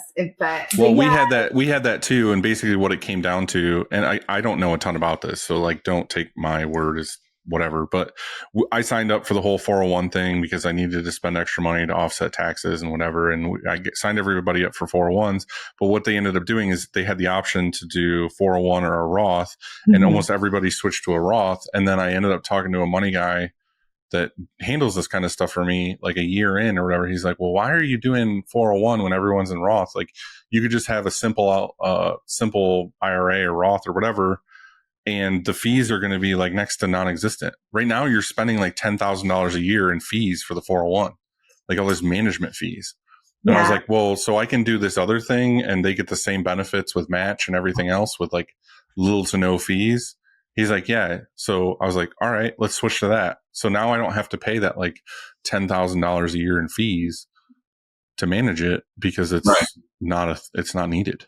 Yeah, that's great. No, we kind of went through the same thing. I think like it is important to have those conversations because we went from Roth to 401k and like, so we're paying the fees. And then again, it's like, we've run into that a lot. It's like for instance, we don't offer health insurance, and it's something that we've looked into a lot, but it's like this thing where when we actually look at like our employees, so many of them have health insurance through their spouse, where that's what it was for us too. For us, like if we were to offer it, then they would get kicked off of their spouse's plan, and then it would be like a worse policy. I would only have like one or two people that would take advantage of it. Everybody else was getting it from a spouse or from the state or something. So it wasn't worth doing. You know what I mean? It wasn't like you could be like, oh, well, I offer health insurance. It's like, well, nobody takes advantage of it. You're just kind of spending money to spend money. So what we did is like, so we looked at it and we said, okay, so like rather than spending the money on a health insurance, like we added like wellness pay. We call it wellness pay, but it's the same thing as sick days. And we looked at like how can we kind of build it into like, again, we have like 2 weeks paid off at the end of the year. We have the accrued PTO. They've got the sick pay, then the holiday pay. So I mean, and then the profit sharing, which we don't have to get in, into the weeds on that necessarily, but I do kind of want to, but I feel like the funny thing about this episode so far is like, normally I'm like, hey guys, what's going on? And we talk about a little bit of stuff. And then I'm like, let's hear about your story. Well, we've been talking about finances for an hour. So, but to wrap that up, what I was trying to say in there a little bit and let everyone go through it is, I think what has been beneficial for me, and this is just my experience, is like I said, like going through and finding all these expenses and finding out ways that I can spend less but get the job done. And then we were talking about optimizing the shop before you buy any new equipment. And then the other thing that I've been kind of learning, especially with like Christina working at Bella and stuff, is just like, and I knew this before, but it's kind of like, make sure you're hitting up your rep like at least once or twice a year, or quarterly or something, and be like, well, what are the most sold styles that I have? And like, where am I at on pricing and how can I get better pricing? Because what I'm finding, like we mentioned it real quick and I was going to say it then, but I didn't want to throw you off track, is like anybody and their brother can sign up for an account now and be like, oh, well, I get Bella Canvas or I get Gildan or I get whatever at this price. And then someone else, so you'll contact another buddy shop or whatever, like, well, what are you getting a next level 3600 for? And they're like, well, this price. And I'm like, what? That's like fucking 75 cents cheaper than me. Like, why are you getting it cheaper than me? And then you contact somebody else and they're like, well, I'm 25 cents more. It's like all over the board. It's like, it's not like you log into this and it's all the same price. It's just, it's kind of, you have to like butter up these people. You have to be like, all right, well, what I found is, don't be like, well, give me the best gold pricing across the board or platinum pricing across the board. It's like, well, I want to sell more Bella Canvas, or I want to sell more Gildan, or whatever it is. And these are my top sellers. Just push all my chips in on those and give me the best possible pricing. And then, let's work these things around. So again, that comes into it too, of like, well, I want to be best for my customers. I want to win more bids, or I want to, win over people that are price hungry. Well, the first thing you should do is look at what your expenses are and look at what you're spending on a blank or adding on to that. And then I had an interesting conversation with my independent. So like, again, like we buy like a lot of independent trading company stuff, and we go directly through them because the shipping's higher, but ultimately it's still less than if we buy it through S&S. And so that's interesting, because I was the opposite. Okay. Well, right. So interesting, right? And so anyway, he and I are having this conversation, and I'm talking to him. He's like, oh, I see your ordering with us is down. And I said, that's because like, honestly, like the majority of the stuff independent stuff that we're printing, going back to these like retail clothing lines we print for, I said, they're ordering directly from you and just having it shipped to us. And I said, so we're still printing a lot of independent. We're just not ordering it. Right. And so he looked up both of those accounts and he was like, oh, okay, yeah, I see what they're spending. And he was like, well, how about this? He said, what if I put you like on our very top tier pricing so that you could basically go back to your customer and you could like, I can let you know like what they're paying and like you're going to get a better rate. So like you can still sell it to them at what they're paying and make the little extra money. It's such a shell game. I don't like it. Well, and so the thing about it was, I mean, it was an interesting concept, except that basically, again, so like when I started thinking through it, I said, okay, well, like I said, but my issue is that I don't want to be the one, I don't want to become their bank. Right. And I was like, so like right now, I said, I don't have to worry about, because independent stuff, it's all, more expensive blanks. And I said, I don't want to be on the hook for all of the blank materials. And then that's the great thing about having these customers who want to send you goods is you just don't have to buy them. Well, yeah. And so like to wrap that up is like, so it was interesting. So he looked at the one account. He's like, oh yeah, I see that. He's like, yeah, they have like a $5,000 limit with us and they have like $25,000 out right now that they haven't paid. And I'm like, right, exactly. So like, good luck with that. You would have had to hold that if it was the other way around. Like, I would have been on the hook to independent for $25,000 that they hadn't paid me. And it's like, I think we'll just stick with what we're doing. Yeah. Yeah. And now I know that when we have some really big projects, like we'll reach out and say, like, we have this really big project. Can you give us better pricing? And that does work. Yeah. No. Well, no, that does for sure. But I'm saying maybe like in that conversation, be like, well, is my regular pricing at anyway? Yeah. You know what I mean? Right. That's what's funny is you could be like, oh, well, I want a better quote on this because I'm selling 5,000, and you look at it and they're like, well, we can give you this price, and it's like, well, fuck, why can't you give me that price normally? You know what I mean? Right. It's like, this is so much less. Like it's one thing if they're like, oh, it's 3 cents cheaper or 6 cents cheaper, and you're like, cool, like I'm gonna make an extra couple $100 on this order, but it's like, well, I'm gonna order like a couple $1 million with you this year in blanks anyway. Like, where can we be here? I think the interesting thing too is it's like, and I'm not trying to talk shit about the distributors, but it's like, so all of the prices went up during COVID, and it was like their big reasoning for that was that the price of shipping containers shortages went and up stuff, shortages, and then the cost of shipping containers went up like 300% or something crazy. But it doesn't come back down. Yeah, but it's like, so all of that's normalized, and the prices never come back down. And why would they? Meanwhile, there's all these acquisitions going on, and it's like there's 2 main players now, and it's like, so they're making they're just making money hand over fist. Right. So again, I mean, and I think that, again, one of the positives to come out of this, and I was talking about this the other day too, is it's like that we've seen is that early on when we started, like we were really big into like the eco-friendly and like really trying to push like the sustainable styles. And it was like really, really difficult because there was such a gap between like the organic and the eco-friendly and the sustainable styles versus like your basic goods. And so one of the things that I have seen is that as the cost of good has come up and probably normalized to where it really should be, because like really when you take a step back and you're like, oh my God, how are we getting this shirt for so cheap? Like when it's gone to all of, and you know more about the manufacturing process, but anyway, the increase in cost of good has kind of like narrowed the gap between, I think, some of the elevated or like eco-friendly styles.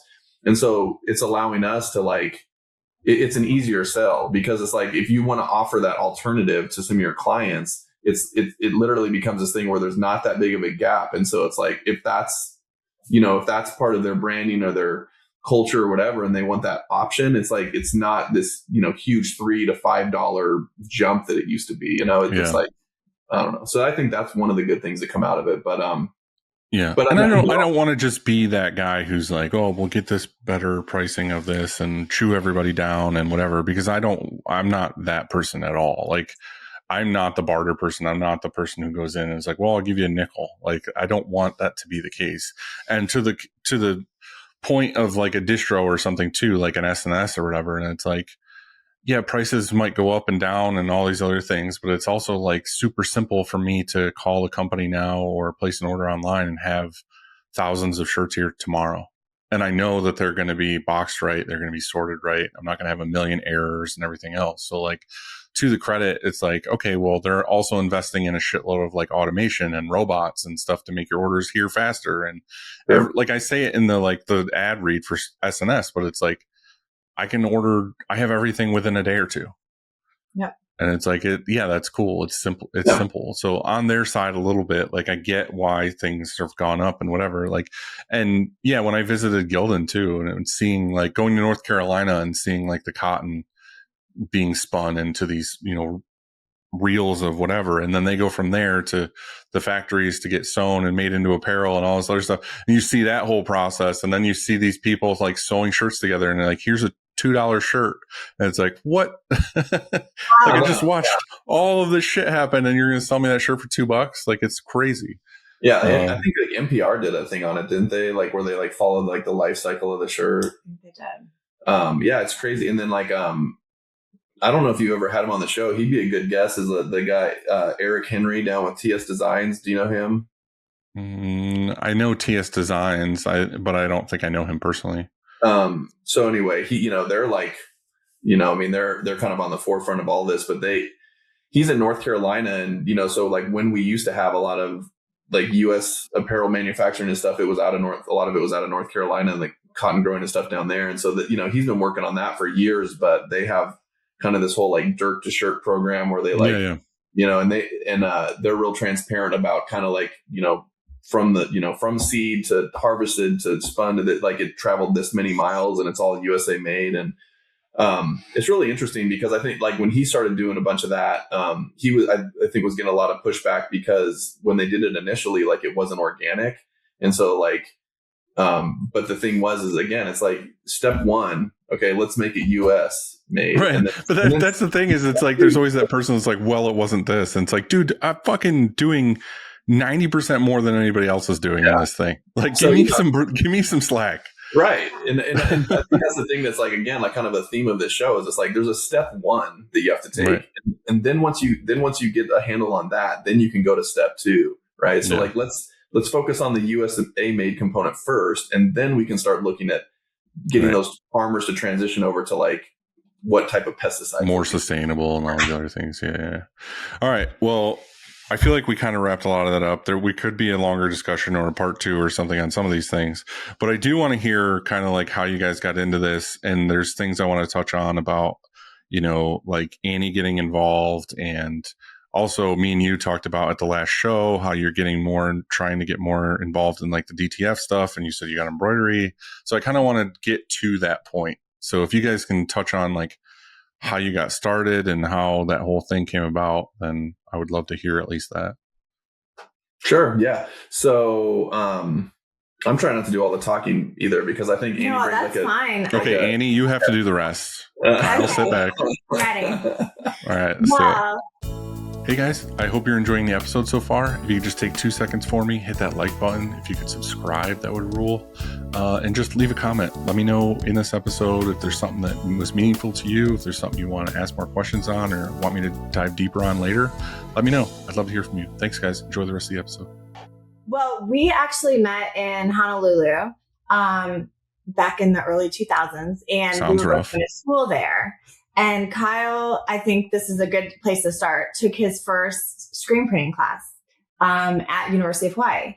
And so when I first met him, he was like learning how to screen print. I think he had done it when he was little too, in art class or something. Yeah. So one of the things that's kind of interesting is like, when I was in I can't remember if it was 3rd grade or 5th grade. Like I just had a flashback of you as a child, but you still had your mustache.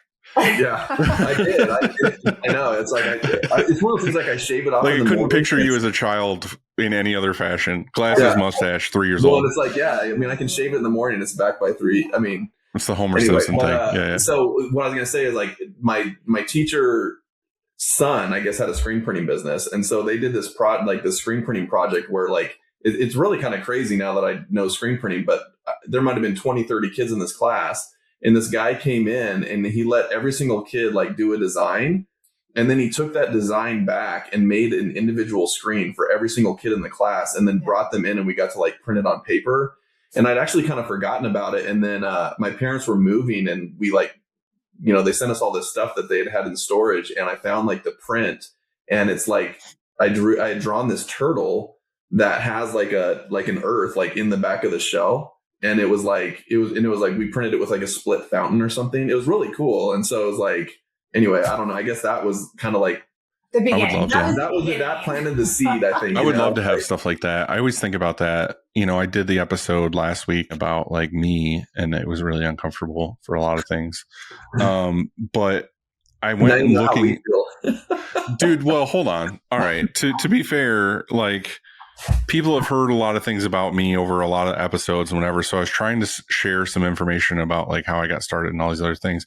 But there's a lot of things where a lot of things that have happened to me to get me to where I am that involved other humans. And I'm trying really hard to not shit on people or say negative things about them and whatever. And like just negative things that have happened to me in my life to get to me to where I am. There's a lot of positive, but I don't want to also just be that positive guy that everything's like shiny and whatever. So you gotta keep it real.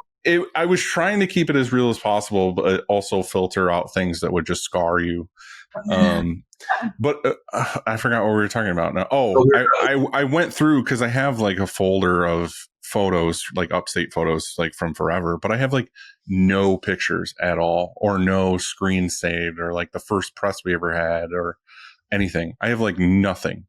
So I recommend to anybody who's like new, take a shitload of pictures, keep your first screen you ever made, keep your first press, something, just have that stuff. And so so the end of that story was that not only do we have the print, but he actually then he was using like old wooden frames. So he just cut the mesh out. And so I actually have so I've got that. Like I need to find that and we'll frame it and put it up in like. It's so cool to have that shit and look back and be like, oh yeah, this is what got us here. I cut Annie off. So go back to Hawaii. Well, we're in Hawaii. Okay. Well, now we're in Kentucky. So just a couple years later, totally the same. We're in Kentucky, and I guess you were pregnant with our second kid.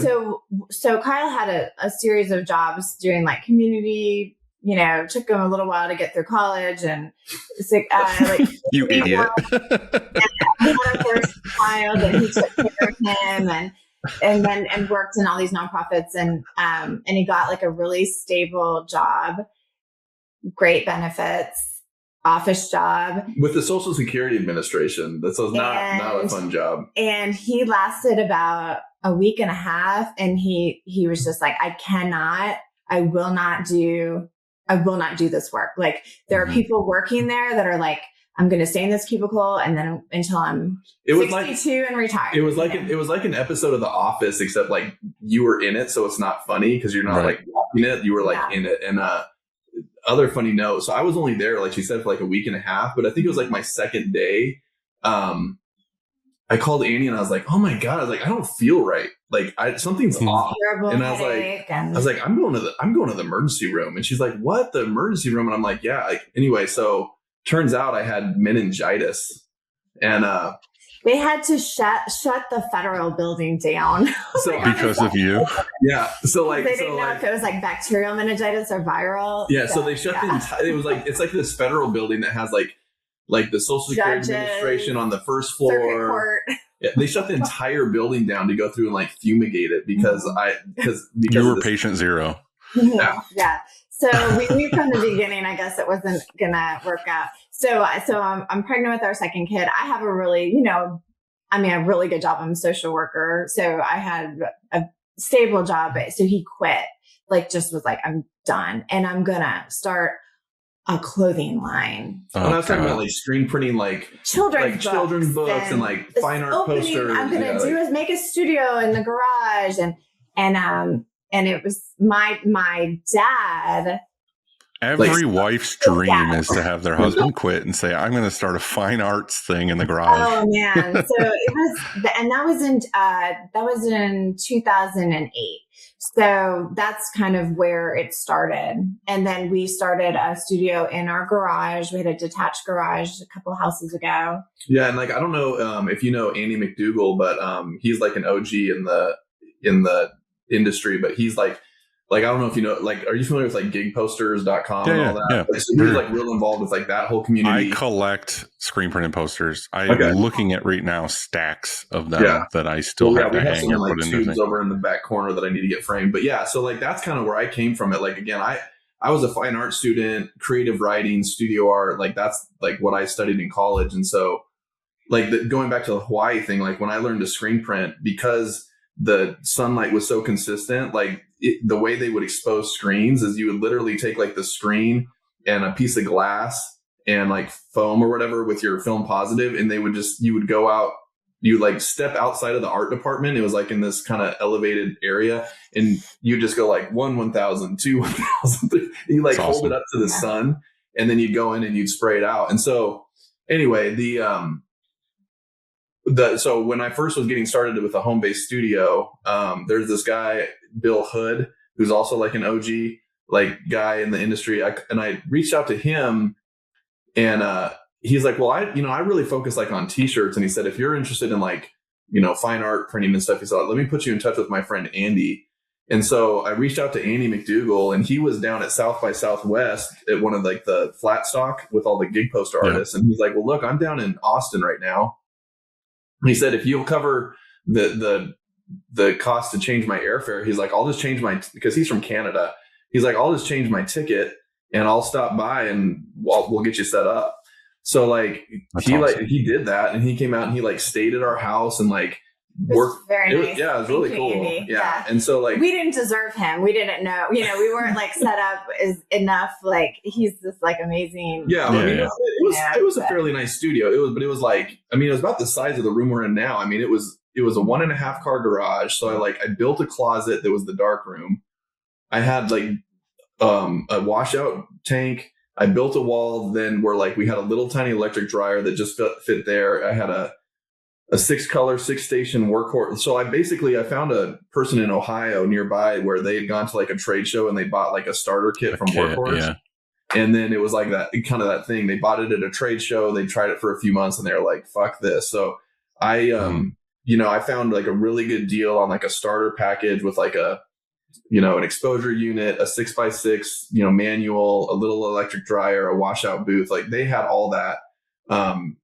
Going back to Andy, he has like a Screen Printing Today book that like shows you how to like build your own like flat stock, like vacuum tabletop press. So like I built one of those. So I had a station for that. And I had found a used rack from Florida that had, for like the flat stock. So I had that shipped. So I had like all this equipment like jammed into this space. I wired up the lighting so that like if you had one switch, it was, everything was light safe. And then the other switch was like, you could actually print in. And Sounds like you had it pretty well dialed as a beginner. Well, that's the thing is like Andy showed up and he was like, damn, man. He's like, you actually ready to start printing some stuff, or you just want to like keep building out this space? That's kind of the way that's my MO. Like I always try to, I'm a little over the board on that stuff. It's a very well researched project. But anyway, so we got that going, and then like I'm trying to think like, yeah. I mean, what I want to know is, from the sounds of this so far, is what I want to know is when did your mind shift from I want to do fine art printing kids books to apparel actually makes me money? Well, right. So going back to like Andy was talking about how, so before this, I worked like for a lot of like, I was in AmeriCorps Vista, which is, if you're familiar with that, it's like you work with nonprofits and they pay you like no money. So I'd worked with a lot of like local nonprofits and things to the point where when I started this, I mean, that's where we started trying to print some of like our own like organic, like women and kids apparel, like on, with water-based inks and go the whole eco-friendly route. But like, this was back in 2008. And so there just wasn't, I don't know, we just didn't have a lot of luck with that. And so we started printing like for the nonprofits for like 5K races and fundraisers and like that type of thing. And then the other thing that we did early on is like where I wanted to be like as eco-friendly as possible. I was using like Permaset Aqua, like the Permaset inks.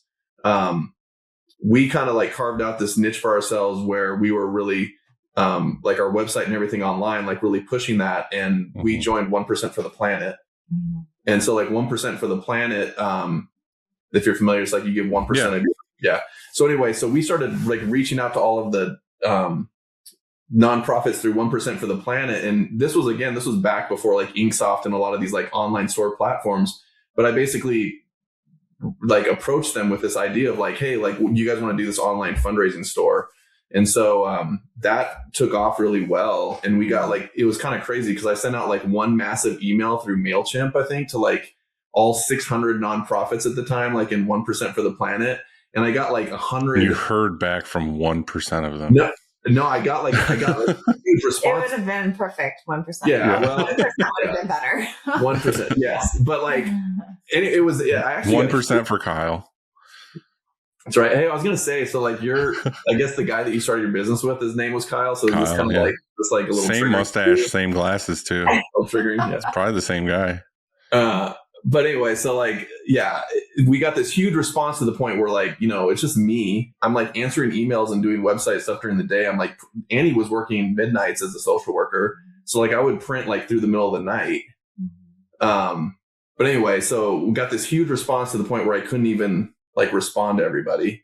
And it kind of became this thing where we realized very quickly, like, oh shit, like, we were called Eco Shirt Shop. Like we weren't even called Print My Threads. Like we started out, we were called Eco Shirt Shop again, because that was geared towards like the stuff we were going to print.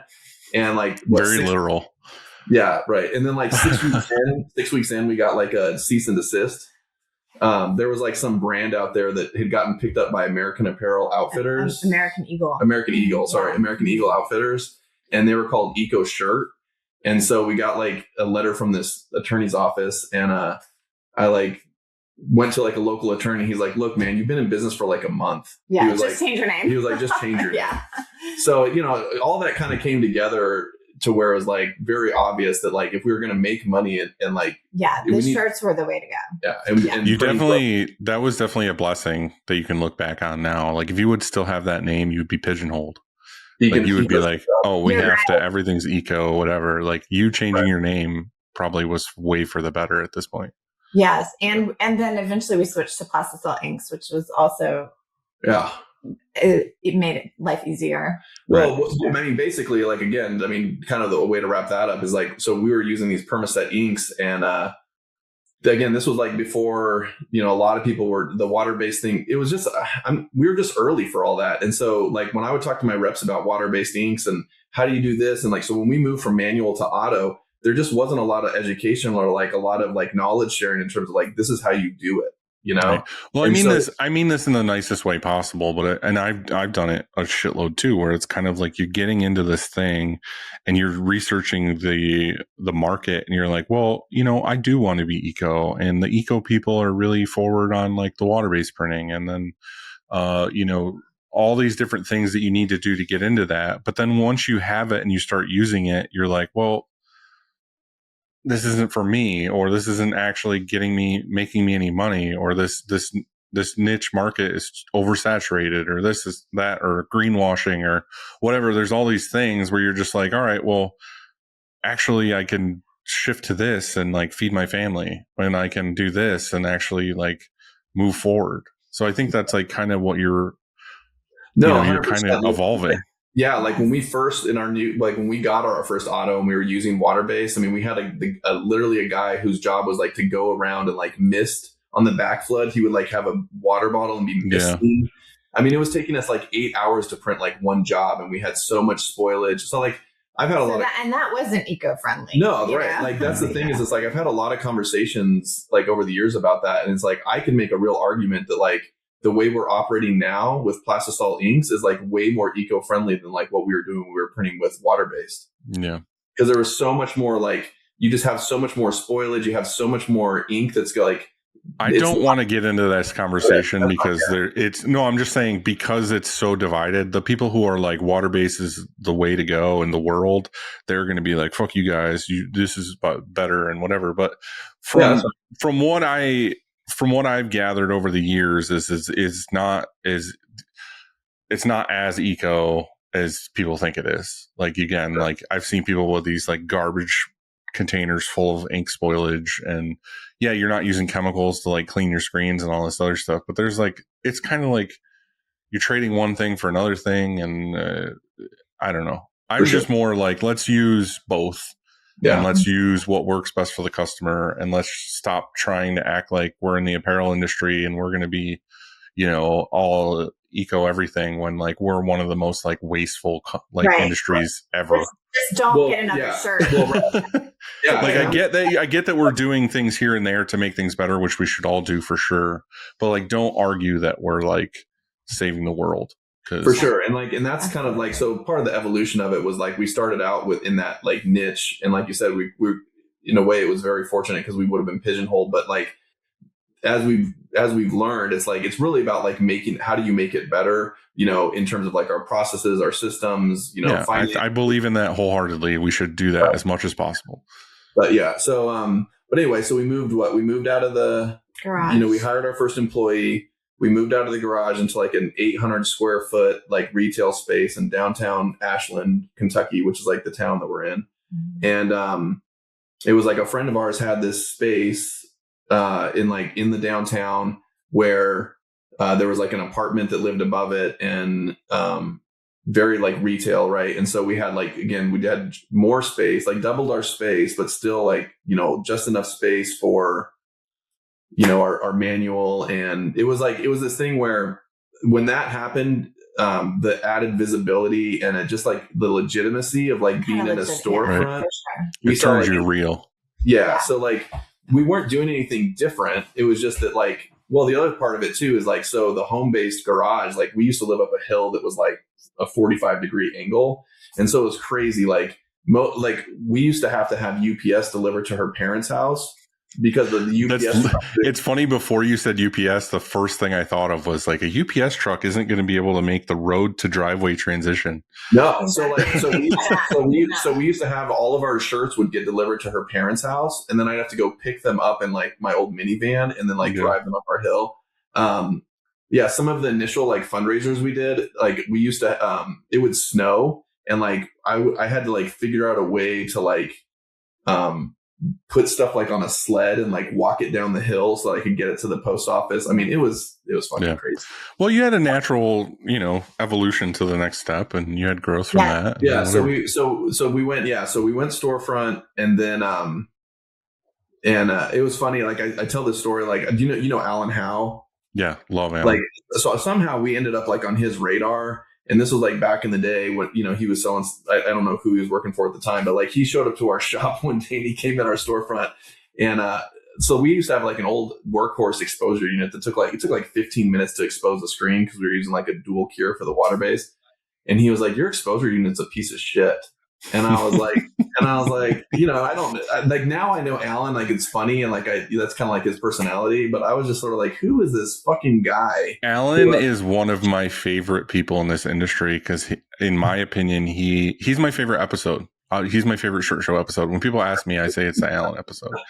But we talk, you know, quite frequently in text and whatever, but like, he's just one of the most like genuine people I know in this industry. Like if I had to ask somebody real life shit, it would be Alan. Yeah. So anyway, he just told it like it probably was. Yeah, no, right. Yeah, that's what I'm saying. It was a piece of shit. And you need to know that. Yeah, no, you wouldn't have known otherwise. Well, I knew, but it was like, you know, back then it's like I didn't have the money to do anything different. But anyway, so we operated, you know, so I had my first employee. We got a DTG machine. I don't know if you remember the NeoFlex. It was like the DTG that would like. I never got involved with DTG. Well, it was like one of those ones where you could print 3 shirts at a time. So it'd print like all the white underbases and then come back and print anyway. So like I took my first employee, like we went to Philadelphia, got the train on that. That was a shit show. And Philadelphia?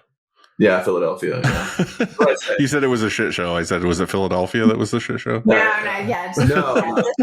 machine. Yeah, the machine was the shit show. Mm-hmm. But anyway, so we you know dabbled in that, got out of it thankfully. But yeah, we just started getting like some clients that to the point where, you know, we could not handle the output on the manual press. Mm-hmm. And so we started contracting some work out, and then we got to the point where we felt like, you know, we could could afford to move into a bigger space if we, you know, invested in the equipment and brought that stuff in house. But, so I started looking at like bigger buildings, and, finally found this shop at our current location. And like I mentioned earlier in the call, it was like it had initially been a roller skating rink. And then over the years, it had been like several different things. The last thing it had been was like a sign shop. And I guess this guy was like notorious. Like there's a ramp that goes up to like a dock, so you could like actually pull vehicles in the back of the building. And apparently like they had a chop shop, and they were like working with like local law enforcement, and they had like this kind of whole like they were like dealing drugs and guns and like Yeah, I mean, It was like, yeah. So we've heard like Story. the FedEx like freight driver Told us was that, like, right? oh yeah, he's like, I used to have like a special knock that I had to do like on the back door, and he said that the guy like always had like a pistol in his boot. So kind of crazy, and That's so awesome. that was like the guy that owned our business and this guy ended up having a heart attack and dying. And Lots they of had stress. like So the building had been He was 32 years old. the building had been vacant for like 8 years or something. Yeah. And it was full of garbage. It's like 9,000 square feet, full of garbage, tires, leaking.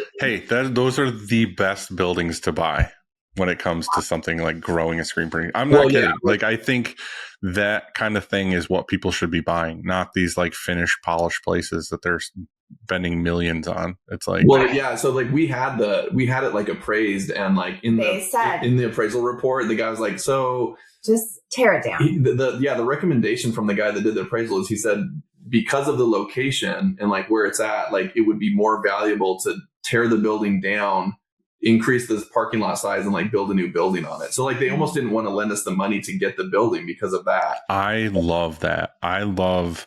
We had so many people in here that were friends and family and whatever that saw the building I was in and was like, this is a shithole. Like, what are you doing? Like the office, I'll try to post pictures, or I'll have Chad put something in here. But our offices now it was awful. It was disgusting. There was wires hanging out of the walls in spots. There was a boiler room in the middle. It was all concrete that I had to jackhammer out and I fell through. Like, there's all these things that were horrible.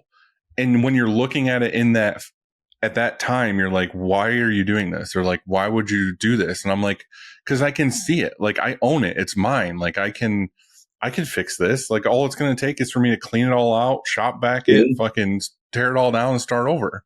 Yeah. And like me and my dad did it. And now it's awesome. Like, it's people walk in and are like, oh my God, I love this space. I love this office. I love whatever. I'm like, yeah, well, 4 years ago, it was a disaster. Yeah. Like, fuck you. Like, I had that vision.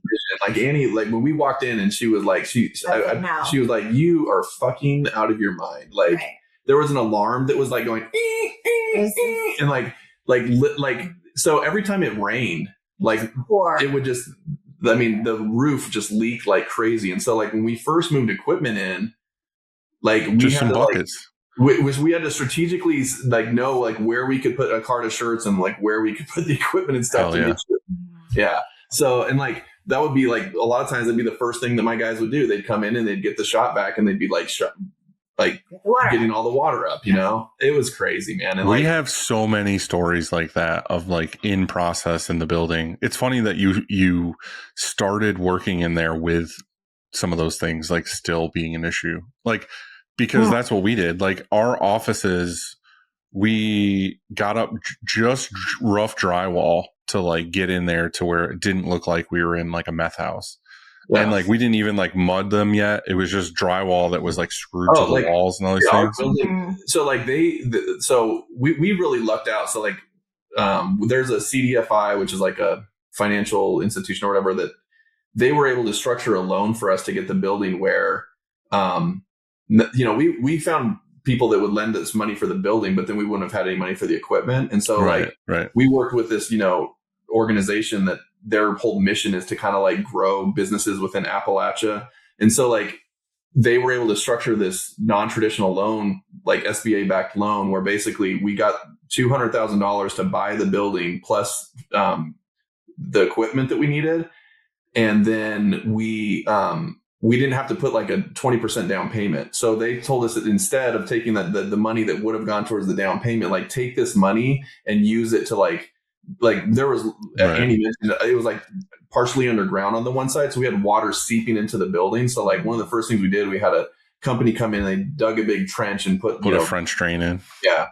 So we had to do all this stuff in like, where it had been vacant for so long, it was really crazy. So like there were still murals from like when it was a roller skating rink, and it had like all of the old like racist Disney characters and like Peter Pan and like those moose and stuff, and they're like all on roller skating rinks, like all over the wall, like on roller skate. But then like it had been broken into, so that was like vandalized. So like then there was like fuck you and Nazi symbols and all kinds of racist shit. So we weren't able to. You're like, it's still there. It's No, we weren't, well, it would have been fun to like salvage some of the murals, but it was just like there was too much like it's one of those where you put a painting over it and then you just slide it to the side and be like, this is where all the swastikas are. Yeah, Right. but I mean, we have pictures, like we documented that process, but it was crazy. Like we were in there like pressure washing the inside of the walls. I rented one of our own like concrete grinders to like grind down the floor. I've always wanted to do that here. Oh, dude, you do not want to do that. Like we didn't have one of the good ones with like a vacuum. I wouldn't do it now with my yeah. stuff in here. I'm saying if it was vacant, I would. Oh yeah, like now, like we going talk through it. about like having a company, like a legitimate company that specializes in that, like coming into our floors. I want to have a company come in and do the epoxy on the shop floor at some point. Yeah, it's one of those things that I always want to do too. I just think that it like really it makes the shop look so much better, but I think it also encourages like everybody to keep it so much cleaner. Well, our shop is very clean. Like it has nothing to really do with cleanliness. It's just more our concrete is so porous that when something does fall or get on the floor, we have to like be like, well, we have to leave it there until it's dry so that we can scrape it up. Like if it was a slick floor, like like if it was epoxied, we could just take a wipe and wipe it up. Like we literally have to leave it because if we wipe it, it's just going to smear right into the concrete and it's just going to be there for forever. I think there's something about like when we were in Costa Rica, what did they say about like cleaning stuff up, like Zen again? Oh yeah, make it Zen again. Like I think there's definitely like something with me. Like I like to have like a nice space where everything looks like a certain way, and I say that like most of my stuff doesn't look Zen again, but like I just think it would be really nice. We have like all of the old adhesive still from like the original roller skating rink floor, so it's not like clean concrete, and that kind of bothers me. Yeah. Again, we keep a very clean shop. Like everything's swept and picked up all the time. It's just one of those things where for me and owning it and being proud of it, it would be nice to like give it a little extra something, a little extra polish. But I'm not in a big hurry to do anything like that. It's not like, especially right now with things being a little slower or flat, I'm not gonna be like, you know what I should do on top of that is spend a shitload of money to epoxy the shop floor for no reason. Right. Well, and we're saying the same. So like, and I know I was listening to your episode, you were talking about how I think like initially you had so much additional space that you were kind of like had multi-purpose, like same for us. Like there was no heat and, central heat or air in the building. And so we had to add that. They used to have they had like a big, like wood burning, like stove or whatever. But, so like we like built this big wall to just like section off the back of the shop, and we had like this big like sliding door so we could still get equipment in and out. And so at one point I like rented that space out to like a guy that was teaching like softball pitching and hitting lessons, and he put up like a batting cage back there, and we kept like, so it was like we kind of sectioned off the building so we only had the heat and cool the space. I've done that. But then now, like we've grown to the point where like we need everything. Everything's all production, right? So like at one point we had a showroom and office in the front, and now we just got a space. Some friends of ours own a strip mall across the road, and so like we're renting a space that we're like going to use for like office and showroom. But during COVID, like we didn't need a showroom anymore, and so it became our ink department, and now our ink department, anyway, it's the amount of, what's been great about that building is that there's no load bearing walls. So it's like, again, just wide open. It's like a printer's dream. Yeah. So at what point does old Annie over here that was, looking down on you for all those years of quitting your job and starting over be like, oh, maybe I should get involved in what you're involved in? It really wasn't my idea, but over the years, Kyle's always said, like, come work. And I've just always really loved my work as a social worker. I've worked at home like the last about 7 years. So we kind of shared an office. And so I really felt very connected to everything with the business. But I never thought, I will never leave this job because it's so much stability. Right. And then last year with the changes in the government, and they were making everybody return to work. And so what was that? What was the initiative? Doge.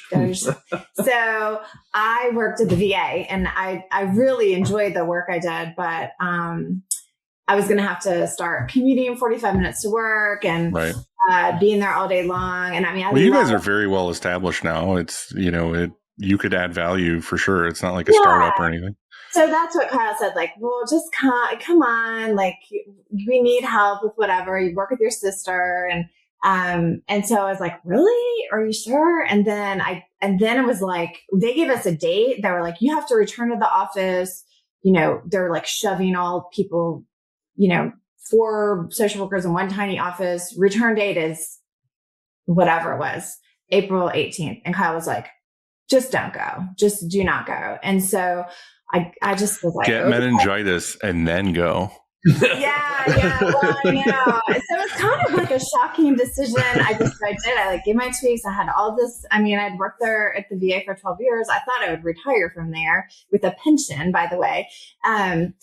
But it just kind of seemed like made sense for us. And it has been a little bit of a, you know, process trying to figure out like my kind of new role in the business.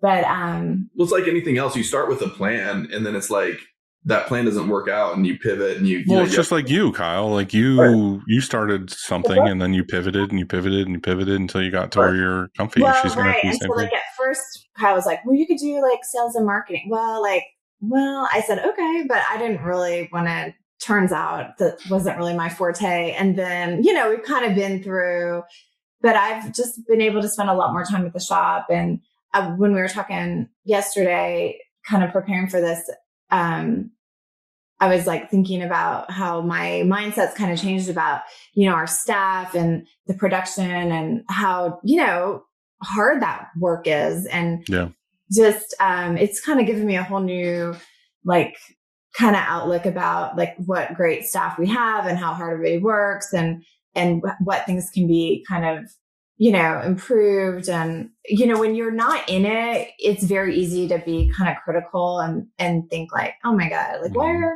like people making these mistakes or, you know. And then you do it and you make the same mistakes and you're like, oh my gosh. And I used to make the mistakes like during COVID, we like laid off our staff, but like, we had like our 10 and 12-year-old son working. We were trying to like keep the lights on, you know? And, so I tell like people like I've made every like shipping mistake, production mistake, you know, whatever, like missed a big, something coming off the press that missing. And so I feel like I can definitely like already could have commiserated, but now just kind of working there. Like, so where do you feel like you're landing now? You know, I don't. Are you still trying to figure it out? I'm still trying to figure out. Hopefully, by 1 year, I'm going to be like, Kyle, make her do earmuffs. Where do you want her to you know, well, I think the thing is that it's like, I think I mentioned before, like Bridget bringing her sister.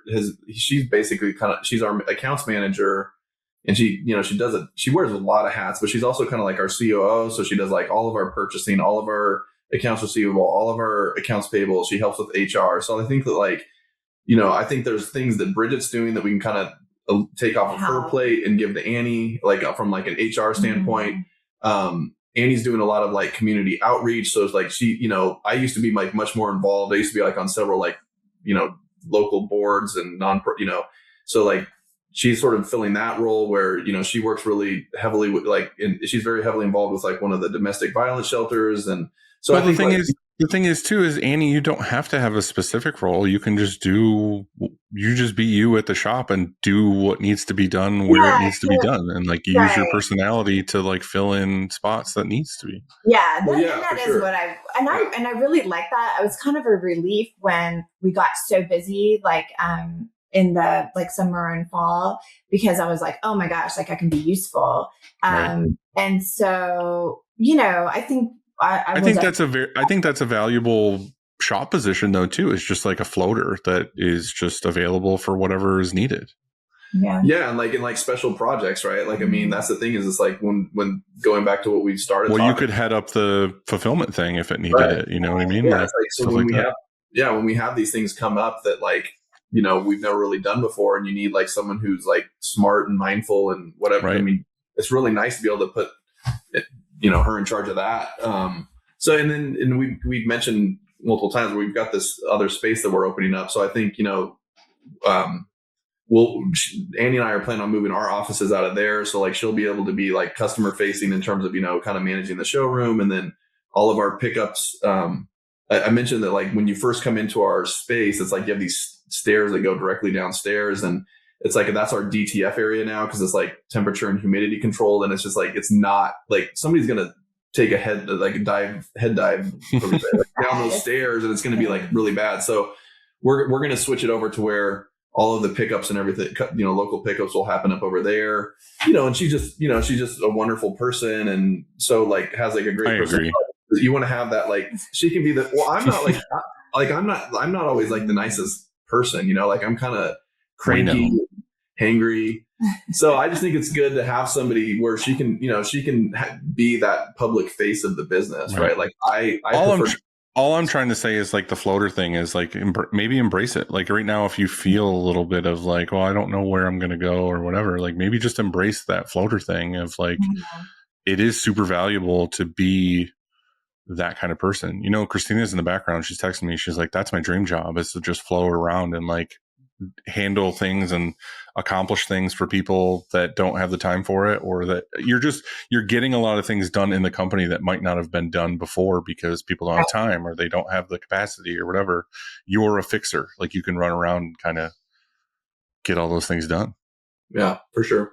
No, I mean, so bringing her on, in my opinion, I think the other thing too that I would add to this is just that like, it's been huge for me because I think that like, there's some, Andy was talking a little bit about like, you think that you have an idea, like working outside of the business as like a spouse of like what it's really like. But now that it's like her full-time thing and she's there and she's like, it's been like a big deal for me because I guess I just sort of feel like, more on the same page. Well, it's like it's more in it. But it's like, yeah, it's like, I feel like I've got like a true like partner. Like I've always said that like, if we'd had, you talk with these shops and it's like, I know that there's, disadvantages to having like a business partner because that can end badly. But like you see the shops that do really well where they've got like the one person that focuses on production and you've got the other person that focuses on the, front of house, back of house type of deal. And I've always felt like a little bit like lonely, like I didn't have that partner in crime or that other person. And so like, and when we brought Bridget on, we have that, except that like Bridget's remote. So like she's, there's limitations as to like what she can actually do. And so like by bringing Annie into the business, I just sort of feel like for the first time, like I don't feel as lonely, like as like the CEO or the person like running it. I was going to and you did it instead. Well, seriously, because I mean, it's just, so it's really nice for me to have like, I get that. I understand. And then also it's almost like a double down type thing because like where I was always like, we'll always have a career. So when Kyle would get like frustrated, he'd be like, and I just want to, sell it, like sell let's sell the fucking thing. Oh my God, I don't want to look at another t-shirt or whatever. Now, like if that happens, I'm like, so you really can't. And because like, this is, we got, I mean, and she's always been like my sounding board and like, I'm really like, I'm the kind of the visionary. And then Annie's always really good to kind of like bring me back down to reality and be like, well, so that sounds great, but like here, and so again, like that hasn't gone away. And like, it's challenging. Like we get in our arguments. And so like, that certainly hasn't gone away either. But I think that it's like, I don't know. It's just different because again, it's like we're all in. And I think it's also kind of changed the trajectory of the business a little bit because I always kind of looked at it as like, well, so she works for the VA. I mean, she could transfer and work for any VA. And like, so, I got to the point I was having like a lot of burnout and a couple of years ago. And to the point where I was like, okay, well, like, what can we do to just like coast and maintain to like when both my kids graduate from high school, we'll either have zero debt and can just walk away or, and like not have to worry about, selling the business for like some, big financial gain. Right. So that was kind of like the mindset that I'd gotten myself in from it, just because I was so burnt out and it was kind of like, the way I was coping with it is like, okay, well, like we just have to make it like another 5 years. Right. But like now that we've kind of doubled down on it, like it's sort of like reignited like my enthusiasm and interest in the business from a standpoint of like, okay, well, so like now we have this thing that like, we're not going to sunset in 3 years. We're looking at like, what do the next 10 years look like? Right. You guys are looking to take over. Right. Well, not necessarily take over. I mean, it goes back. I mean, it's like, yes and no, like with the kids. Oh, no, like take over the world. Like when I first started, right, I was the same thing. I was like, oh, I want to be this huge shop and I had like all these aspirations. And I think that like I'm just What- saying as more as like you're a team now, and your interest in it is a new thing. It has new life because It really does. you're like, hey, it's us against the world, kind of. Different, a little different energy. Yeah, for sure. But I think the other thing that we've been able to identify over the years, what I was getting ready to say, is it's like, I have a more realistic kind of, and I've gotten comfortable with the fact that like, hey, we don't have to be like this really big shop. Like we don't have to have these like huge clients. Like we can run like a good, sustainable, profitable business, like, and be like the right size for like where we're located, and be like the right size, like, I think that we've kind of been able to find our stride and like figure out like a realistic idea of like how big we need to be, how many employees, like what where you fit and what's comfortable. Yeah, I get it. But anyway.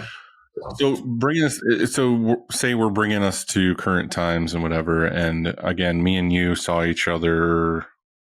What show was it? Printing United? Yeah, we Was Printing the last United, time and then Print Hustlers too. Yeah. Yeah. Hustlers, yeah. But at Printing United, we were in the M&R booth and we were looking at the DTF machine. And you were talking about how you wanted to upgrade to something newer, more heads, more color options.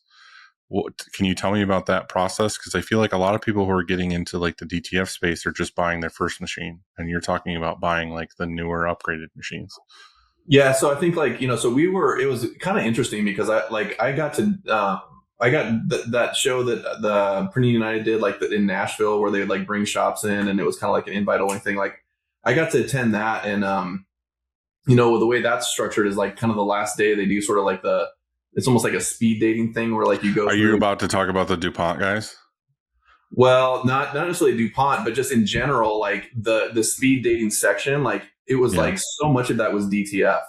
Yeah, for sure. And I kept like sitting down and having these conversations about DTF, and like I'm a screen printer, and I'm sitting there going like, there's no like based on what we ran into with DTG and what I'm seeing with DTF, there's no fucking way that we're going to do any DTF, because it's like, this is like the dumbing down of the industry. The stuff looks and feels like shit. Like we're not going to do that. Like, right. Was that 3 years ago? 4 years ago? Yeah. So it was probably like 4 years ago. And then I left that show, Nashville. And on the way back, I was like, I think it was like GPX or one of the smaller shows was like in Indy. Just so happened. So I was like, so Annie and I were driving. I was like, well, shit, like it's kind of on our way back. Like, let's just go there. And so again, I stopped at that show, and again, it was so much of it was DTF. So I can't remember like, so I think that basically we had like one client where, there's this artist is Charlie Harper. And so like our son is actually named Harper after this artist, Charlie Harper. And we're like a big fan of his work or whatever. And so, they're like a long-term client of ours, and there's some of his like artwork it's like 18 spot colors, you know what I mean? And all of his stuff is like very like 2D, like it can't be printed sim process or whatever. Right. It's all spot color. Yeah, it's all spot color. So like there's like a whole body of his artwork that like we've never been able to really print that they've wanted to do because of that. And so in the back of my mind, like that was kind of like one of the initial things I was thinking is like, well, if we could find a solution, like whatever. So, long story short, one of the big reasons I didn't want to get into DTF was because everything was coming from China, and I just, I didn't want to mess with that. And then, so when the Mamaki printer came out, I was like, okay, well, the way DTG went was, it was like, there was all the Chinese stuff. And then when the Japanese stuff started coming out, like that was kind of the game changer. So I decided to like pull the trigger on the Mamakis. So we were I think we were like the 6th install, and for the Mamakis, like we were very early on that. And initially, there was just a single head machine. So it was like a lot of the color, like certain colors were super grainy, it was a super slow printer. But like when the day we had it installed, like we were printing a 600 piece job for this Charlie Harper client, so like we went all in, and like, so like, we went through all of the learning curve of that. As soon as the 2-head Mamaki came out, we traded the single head in and bought, upgraded to the 2-head and bought a second one. Our experience was so like, again, we have a couple of these large hospitals that we print for. And it was kind of one of these weird things that like, as soon as we let our customers know that we could print full color, it was like they went crazy with it. Right. And so like, a lot of the stuff that we get from clients, we're not doing the design work. It's coming from their marketing department. Mm-hmm. And so a lot of our clients just naturally transition to like a lot of these like crazy, you know, gradient fades and blends and full color stuff. And so we started, like, we ramped up to the point where we started doing like these 3,000 piece jobs, and it's like all DTF. And so, you know, we've had to kind of like, it's just been a really interesting kind of like thing and progression for the business of like then figuring out, okay, so like, how does that work? And how do you, you know, how do you price it? And how do you, you know, what are the workflows? And, you know, and but it all comes back to too of like you were saying a couple of years ago, you went to the thing in Nashville and then we're like, fuck this, everything's DTF. Like, I don't like this. This is going to put a bad taste in my mouth, like the digital stuff before. And then you realize that, okay, well, the technology is changing, like ever changing, and things are getting better and better and better.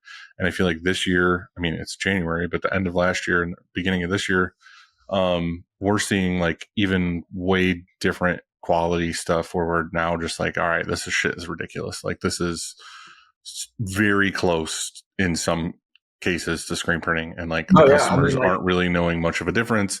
But the thing is it's like the argument that's always been there in the background is like, is it satisfying the customer? Is the customer asking for it? Like, are they wanting that before I even approach them with the options? Like, that's where you're coming in now and being like, yeah, I have a market that wants it and needs it. Yeah, that's the thing is it's like, and again, it's like, I don't know, it is tricky. And again, it's part of like the evolution. Like when I started early on, it was like, I was such a purist about all this stuff. But like what I've come to learn as like a business owner and running a business and doing what we need to do to make money is it's like, it's not about you. It's not about you. It's not about me.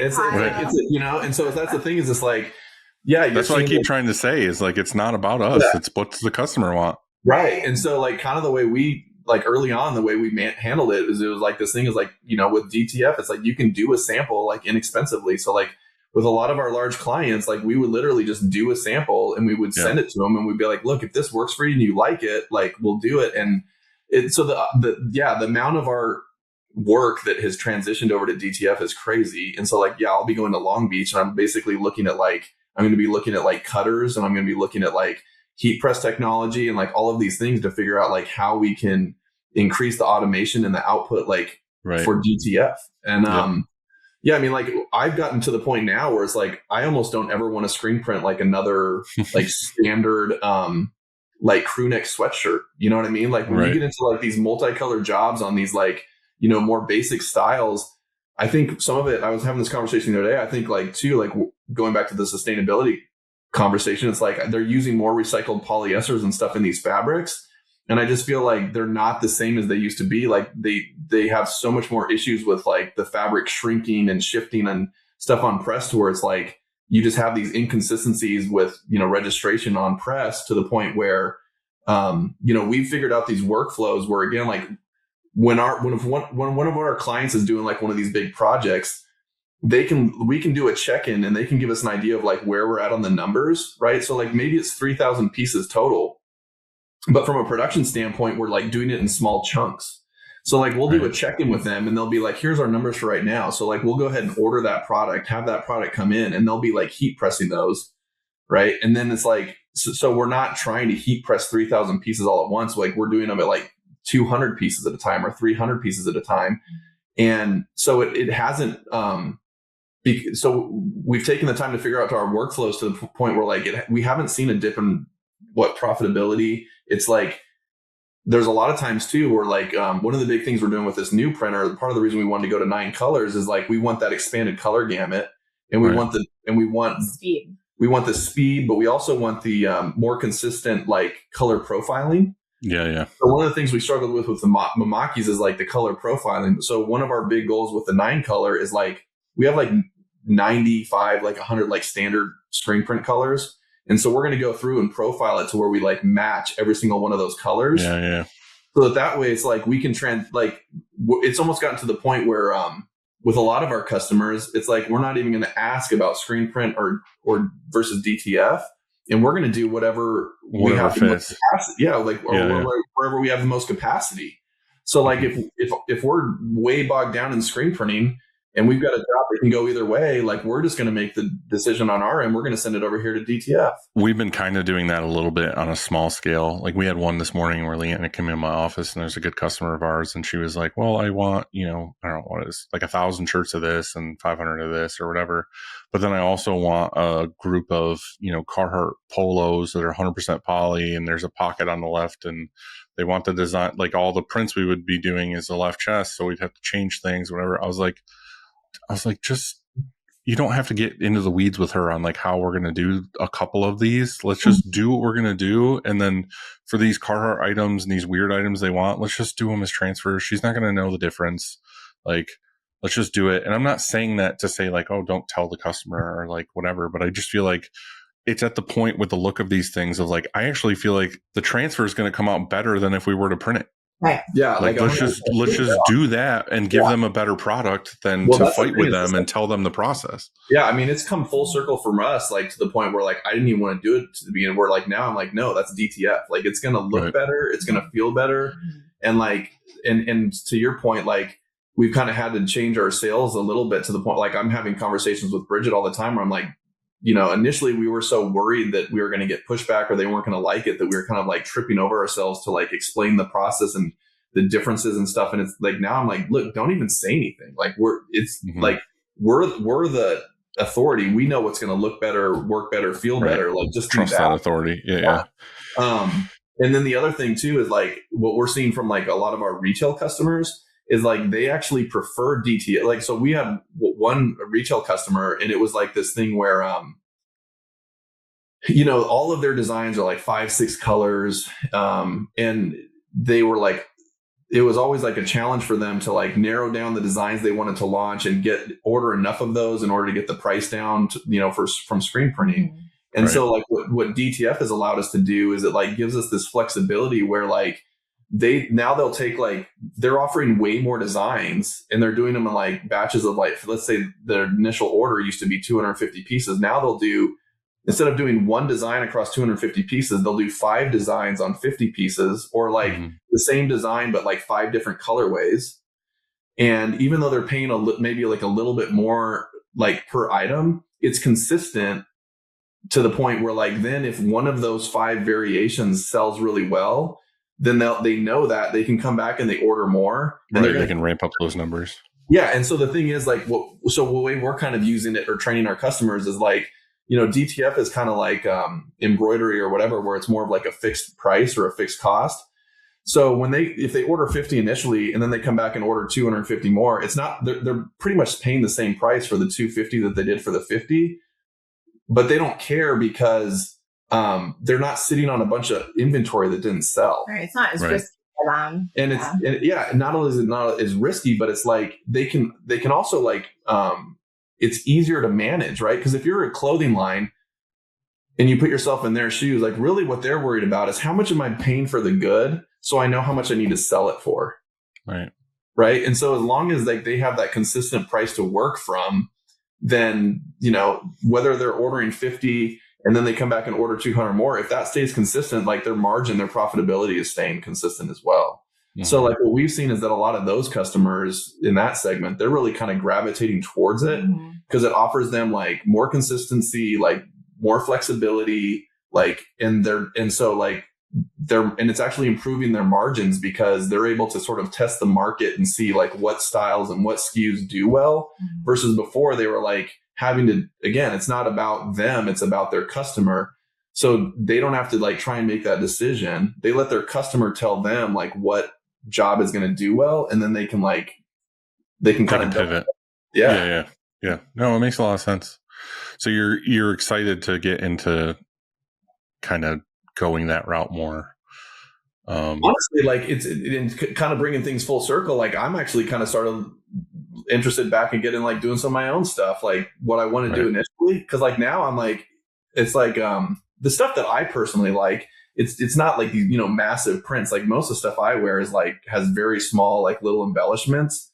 And so, yeah, like I'm almost in like just nicer quality stuff, but like kind of small little, designs. And so I kind of almost like want to do some of my own. And if I did, I would do it with DTF, which is kind of crazy. Which is hilarious.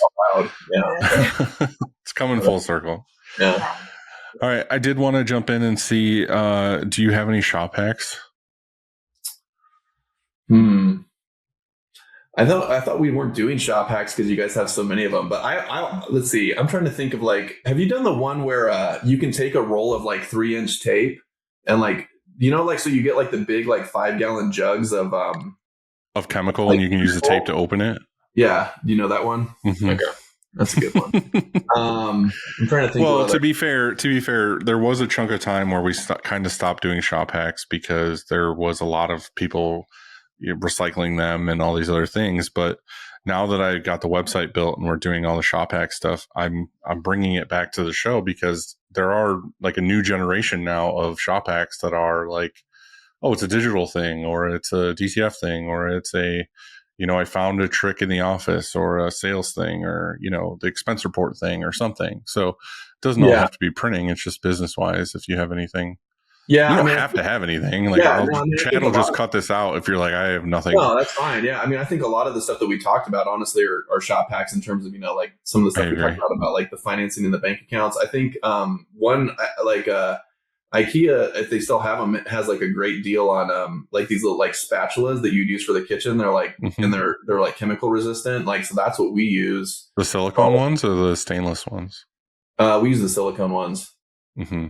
Well, they're not silicone. They're like a hard plastic that's like chemically resistant, and I don't know. They're just really like, because it has that angle, it makes it really easy to get the ink off of the screen at the end. So we use all those. I'm trying to, but yeah, I don't know. What do you got, Annie? Yeah. Well, I was just gonna say maybe we could review our safety tip. What's that? For the opening the boxes. Oh yeah, I mean, we use like those clean cut like. You can get them through Uline. It's like a box opener. Yeah, the little hook guys. Mm-hmm. You're talking about the ones where the blade isn't actually like you can't actually cut yourself with them. You might say. Yeah, because we had a guy that almost cut his literally. I had to drive him to the ER. And, no scissors. Like, do not use scissors to open up boxes. It's just more of a reminder, not a shop hack. Yeah. Was he like just holding an open pair of scissors, like holding the blade and the handle and then cutting it like that? He literally like opened them up and was like had his hand on like one of the sharp sides. That's what I'm saying. I do that all the time. Yeah, do not do that. Like he cut through like an artery and like almost like bled out. It was like he's squeezing too hard. What the hell was he doing? So we have a really big now. We bought probably 50 of those box openers, and we're like, you better not have a pair of scissors because that was like an insurance claim and it's a worker comp thing, and so it was a big. Well, it's just crazy too. So him and his brother work for us, and his brother drove him to the closest urgent care, and his brother just like dropped him out. He had a whole roll of paper towels. Like I didn't bleeding. I didn't see it happen. Like I didn't see it happen. So like they rushed out of the shop, and I'm like texting the guy like the closest urgent care to take him to, and then so like. I didn't know how bad it was, right? And so the brother like takes his injured brother, and then like literally just drops him out. I asked him, I was like, "Did you even stop the car? Did you even like stop the car?" You told him to tuck and roll, right? Yeah. And he comes back to the shop, and I'm like, "What's going on?" Yeah. Like, and he's like, "I just dropped him off," and I'm like. Is he okay? And he's like, I don't know. I figured I need to get back so I could get back to work. So he goes in there and they're like, no way. We are not seeing you. You need the emergency room. So we had to go. So I just left and I was like, look, you stay here. I'll take care of this. And like, I went and picked him up. He's like standing outside the urgent care. They've like wrapped the thing in gauze or whatever, but they're like telling me like, you got to go to the ER. And like, I had this. You just had some super glue in the truck and filled the gap. Oh my God. Our friend, is actually like the local ER doctor, and he like I think is the one who stitched him up. But I mean, it was really he sent me a picture of it, and like afterwards, and like that I did not want. Like I'm not big into like that stuff, but it was like I just remember I had a big thing of paper towels that I took with me when I went to pick him up, and they had this thing wrapped, and then I gave him paper towels in case.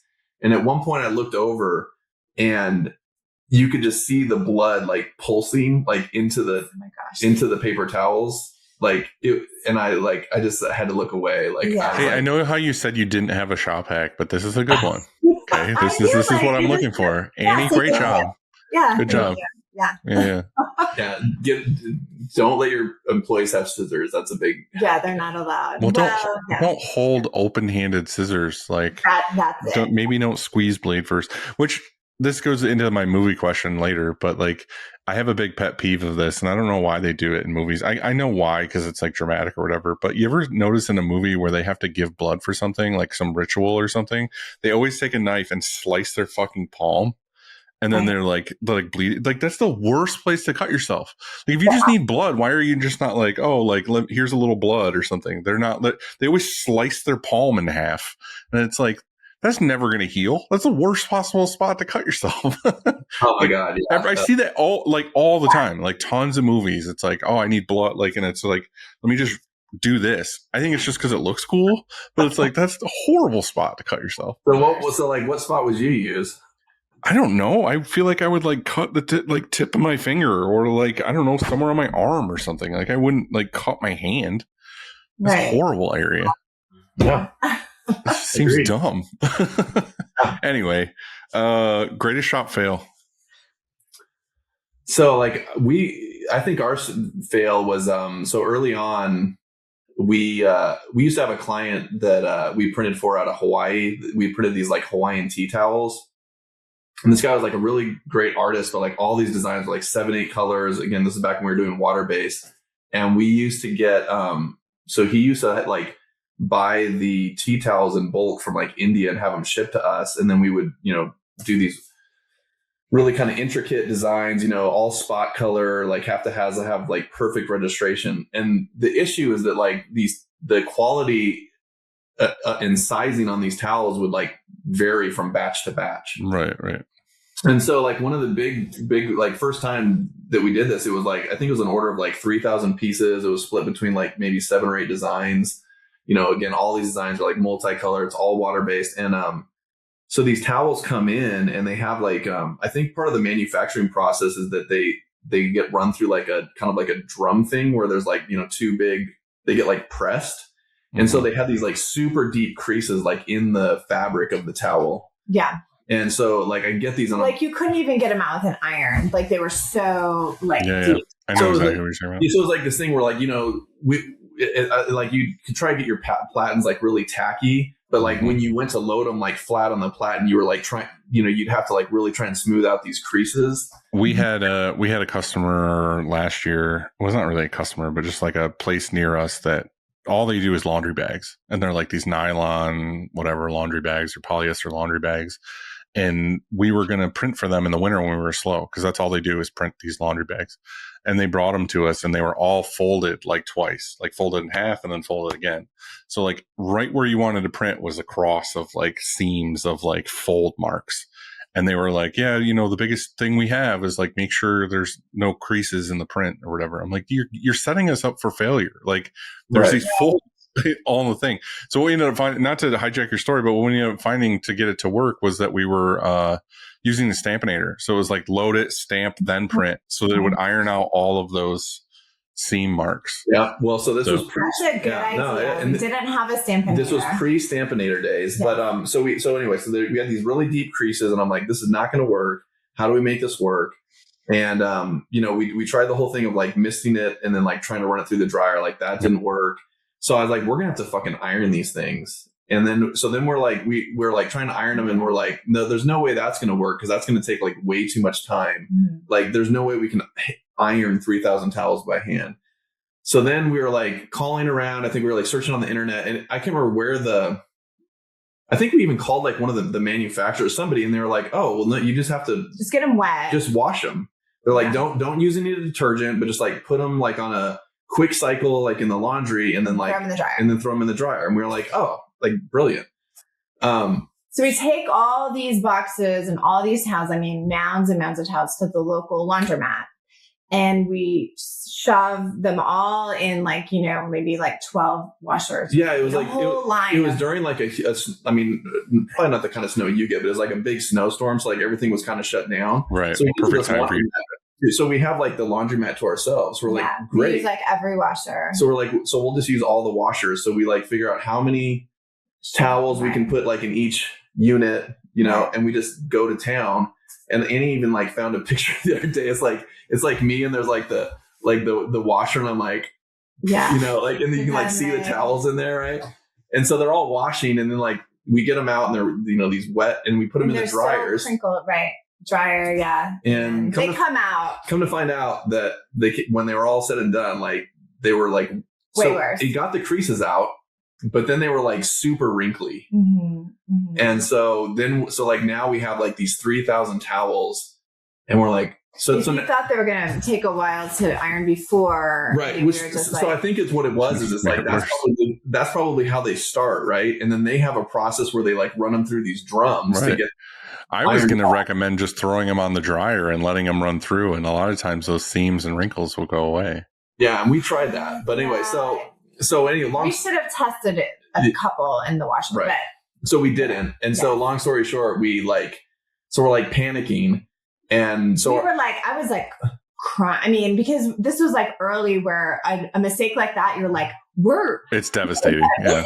You know? Well, and not only that, but I mean, we weren't providing the goods. So like we didn't have any kind of markup, like our margin on like product. Right. And so anyway, it turned into this thing where we ended up like putting out a Facebook post and so saying like, and we found a bunch of like stay-at-home moms that we basically paid 50 cents a towel, like granny, and we were like driving around, and we were dropping off like boxes, and they would sit there like all day, and we were like trying to make sure it was like smoke-free, pet-free home or whatever, and they would sit there and just iron towels all day for us. They look terrific. We should have done that from the beginning. Yeah, but we wore those people out. Like, so like we were ironing some, they were ironing some. My mother. Oh, it was this is what's frustrating that people don't realize, and that customer won't even realize, is the amount of stress and anxiety and things that you went through just to make them happy. And they probably just got a box of towels and we're like, all right, cool, we got towels.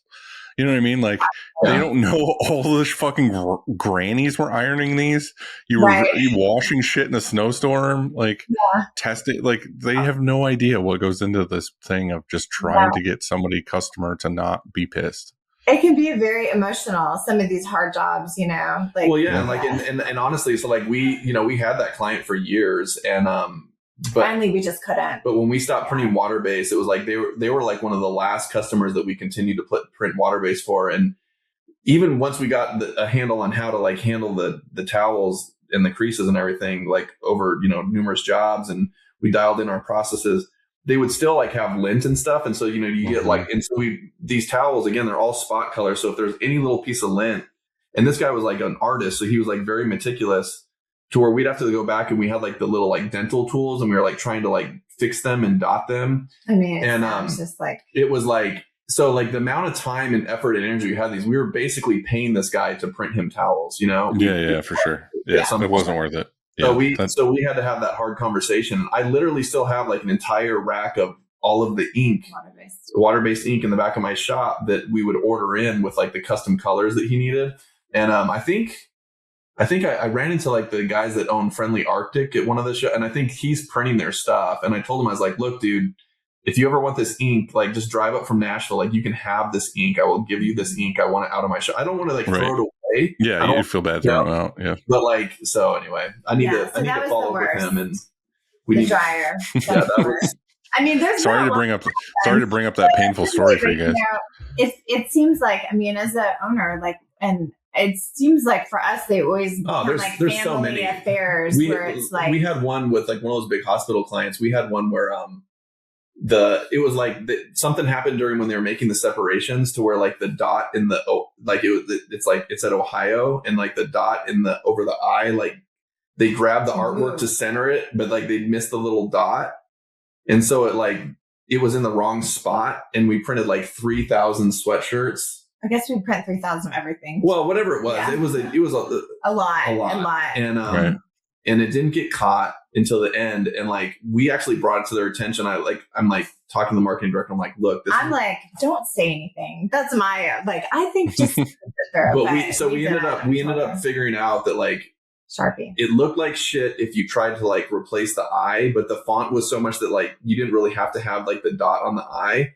And so really all we needed to do was just like cover up the dot that was like out of place. And so luckily these were like they were printed on like a heather dark gray.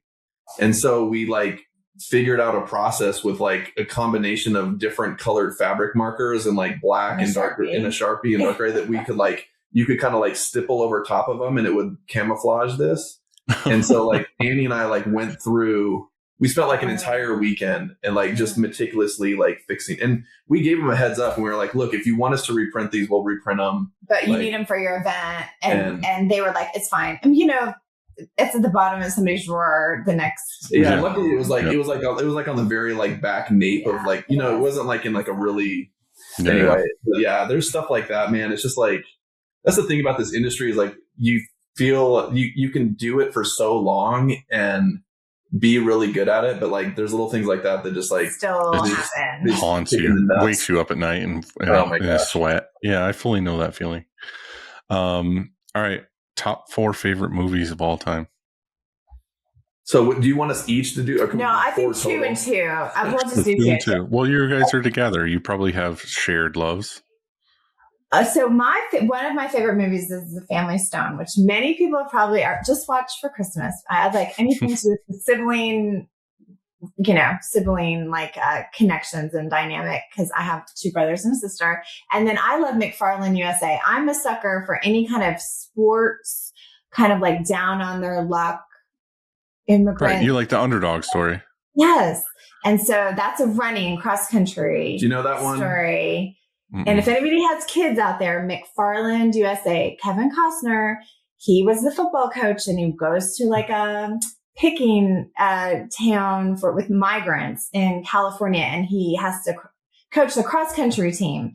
And these kids are picking fruit all day and running at night, and they end up at the state championship, and it is wonderful. So I've watched that many times. It's based on a true story. Based on a true story. Yes. So that's a good one. I don't know that you can top that, really. Yeah. Yeah.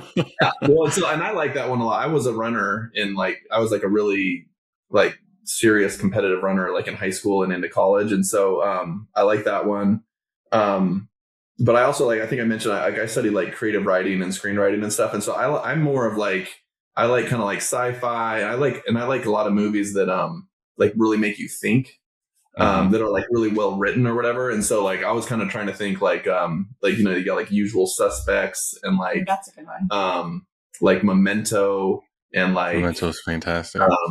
What are some of those other ones? Like, what's the one with like Bruce Willis where like you find out at the end that he was like, that he's dead? That was Sixth Sense. Sixth Sense, yeah. So or like Fight Club, or like I like a lot of like, I like movies that you almost want to like, or what's the one with that we were talking about, like with the everything's in the upside down. They got the little like it's like Leonardo DiCaprio and he's got like Inception. Inception, yeah. Yeah, or like what's the one? I didn't like that. Like what's the one with Adaptation? Nicolas Cage. Adaptation? Yeah, with Nicolas Cage. Oh, that's good.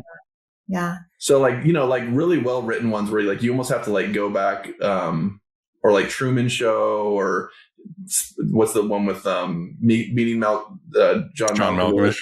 Yeah, that's a good one. I like weird kind of, you're getting into weird territory now. Yeah, being John Malkovich is a weird ass movie. Well, and I don't even know that I've seen all the way through, but like, or the endless, the Spotless Mind. Yeah, Eternal Sunshine of the Spotless Mind. Yeah. I don't like that movie. I know a lot of people are like, "Oh, that movie's so good," and whatever. It's just too fucking artsy. Like, I can't do the like too. What do you think? You're too hipster to love that movie. What about like the Ethan Hawke one? Like, where like the whole movie is just like them. It's like him and the girl. They meet up and they just like walk through the city the whole time. It's just like conversations. Yeah, that's good. I feel like I know what you're talking about, but I can't think of it. I used to like a lot of stuff like that, like in college. But then it's like you're like, I don't know, like I'm a big sucker for just like, I like all the Marvel movies. Like I like I love like when my kids were little, like just watching all that. I love animated films. Like I could sit around and just watch like animated films with like my kids all day. Like I don't know. Well, there was a movie. What was it? There was a movie not that long ago, like a month or two ago. It was like a Pixar movie, and again, like same as you, like with my kids and their age and stuff, like we watched like every Pixar movie. We really look forward to it. And there was one that came out not that long ago, and I was like, all right, we're going to go see whatever it was on Saturday, and they were like, "Meh, I'd rather not." And I was like, "What? Yeah, it's kind of like Like, that. what are you talking about? Like, we would normally look so forward to this," and they were just like, "Meh, like I'd rather stay home and." Well, and like our do kids, so something else. we've got an 18-year-old and a 16-year-old. So like now they're getting to the age where like now I can go back and kind of watch stuff with them that I, like that you wouldn't have watched before. So that's kind of, That's where me and my daughter are at right now, and she watches movies that I wouldn't watch. Like she watches she's getting into like horror movies, and I don't watch horror movies. Like it's not my thing. Like I'll watch a creature feature, but I'm not watching like two humans just stabbing each other for no reason. Like that's not. oh my God, That's what not was my that thing. one that we watched in Hawaii when we first met with like the girl that goes down the well, Ring. the ring? Oh my God. Like I watch stuff like that and I get nightmares. Like I do not like watching horror. Like, I don't know. It's not my genre, but, or I guess like true, like you said, like true.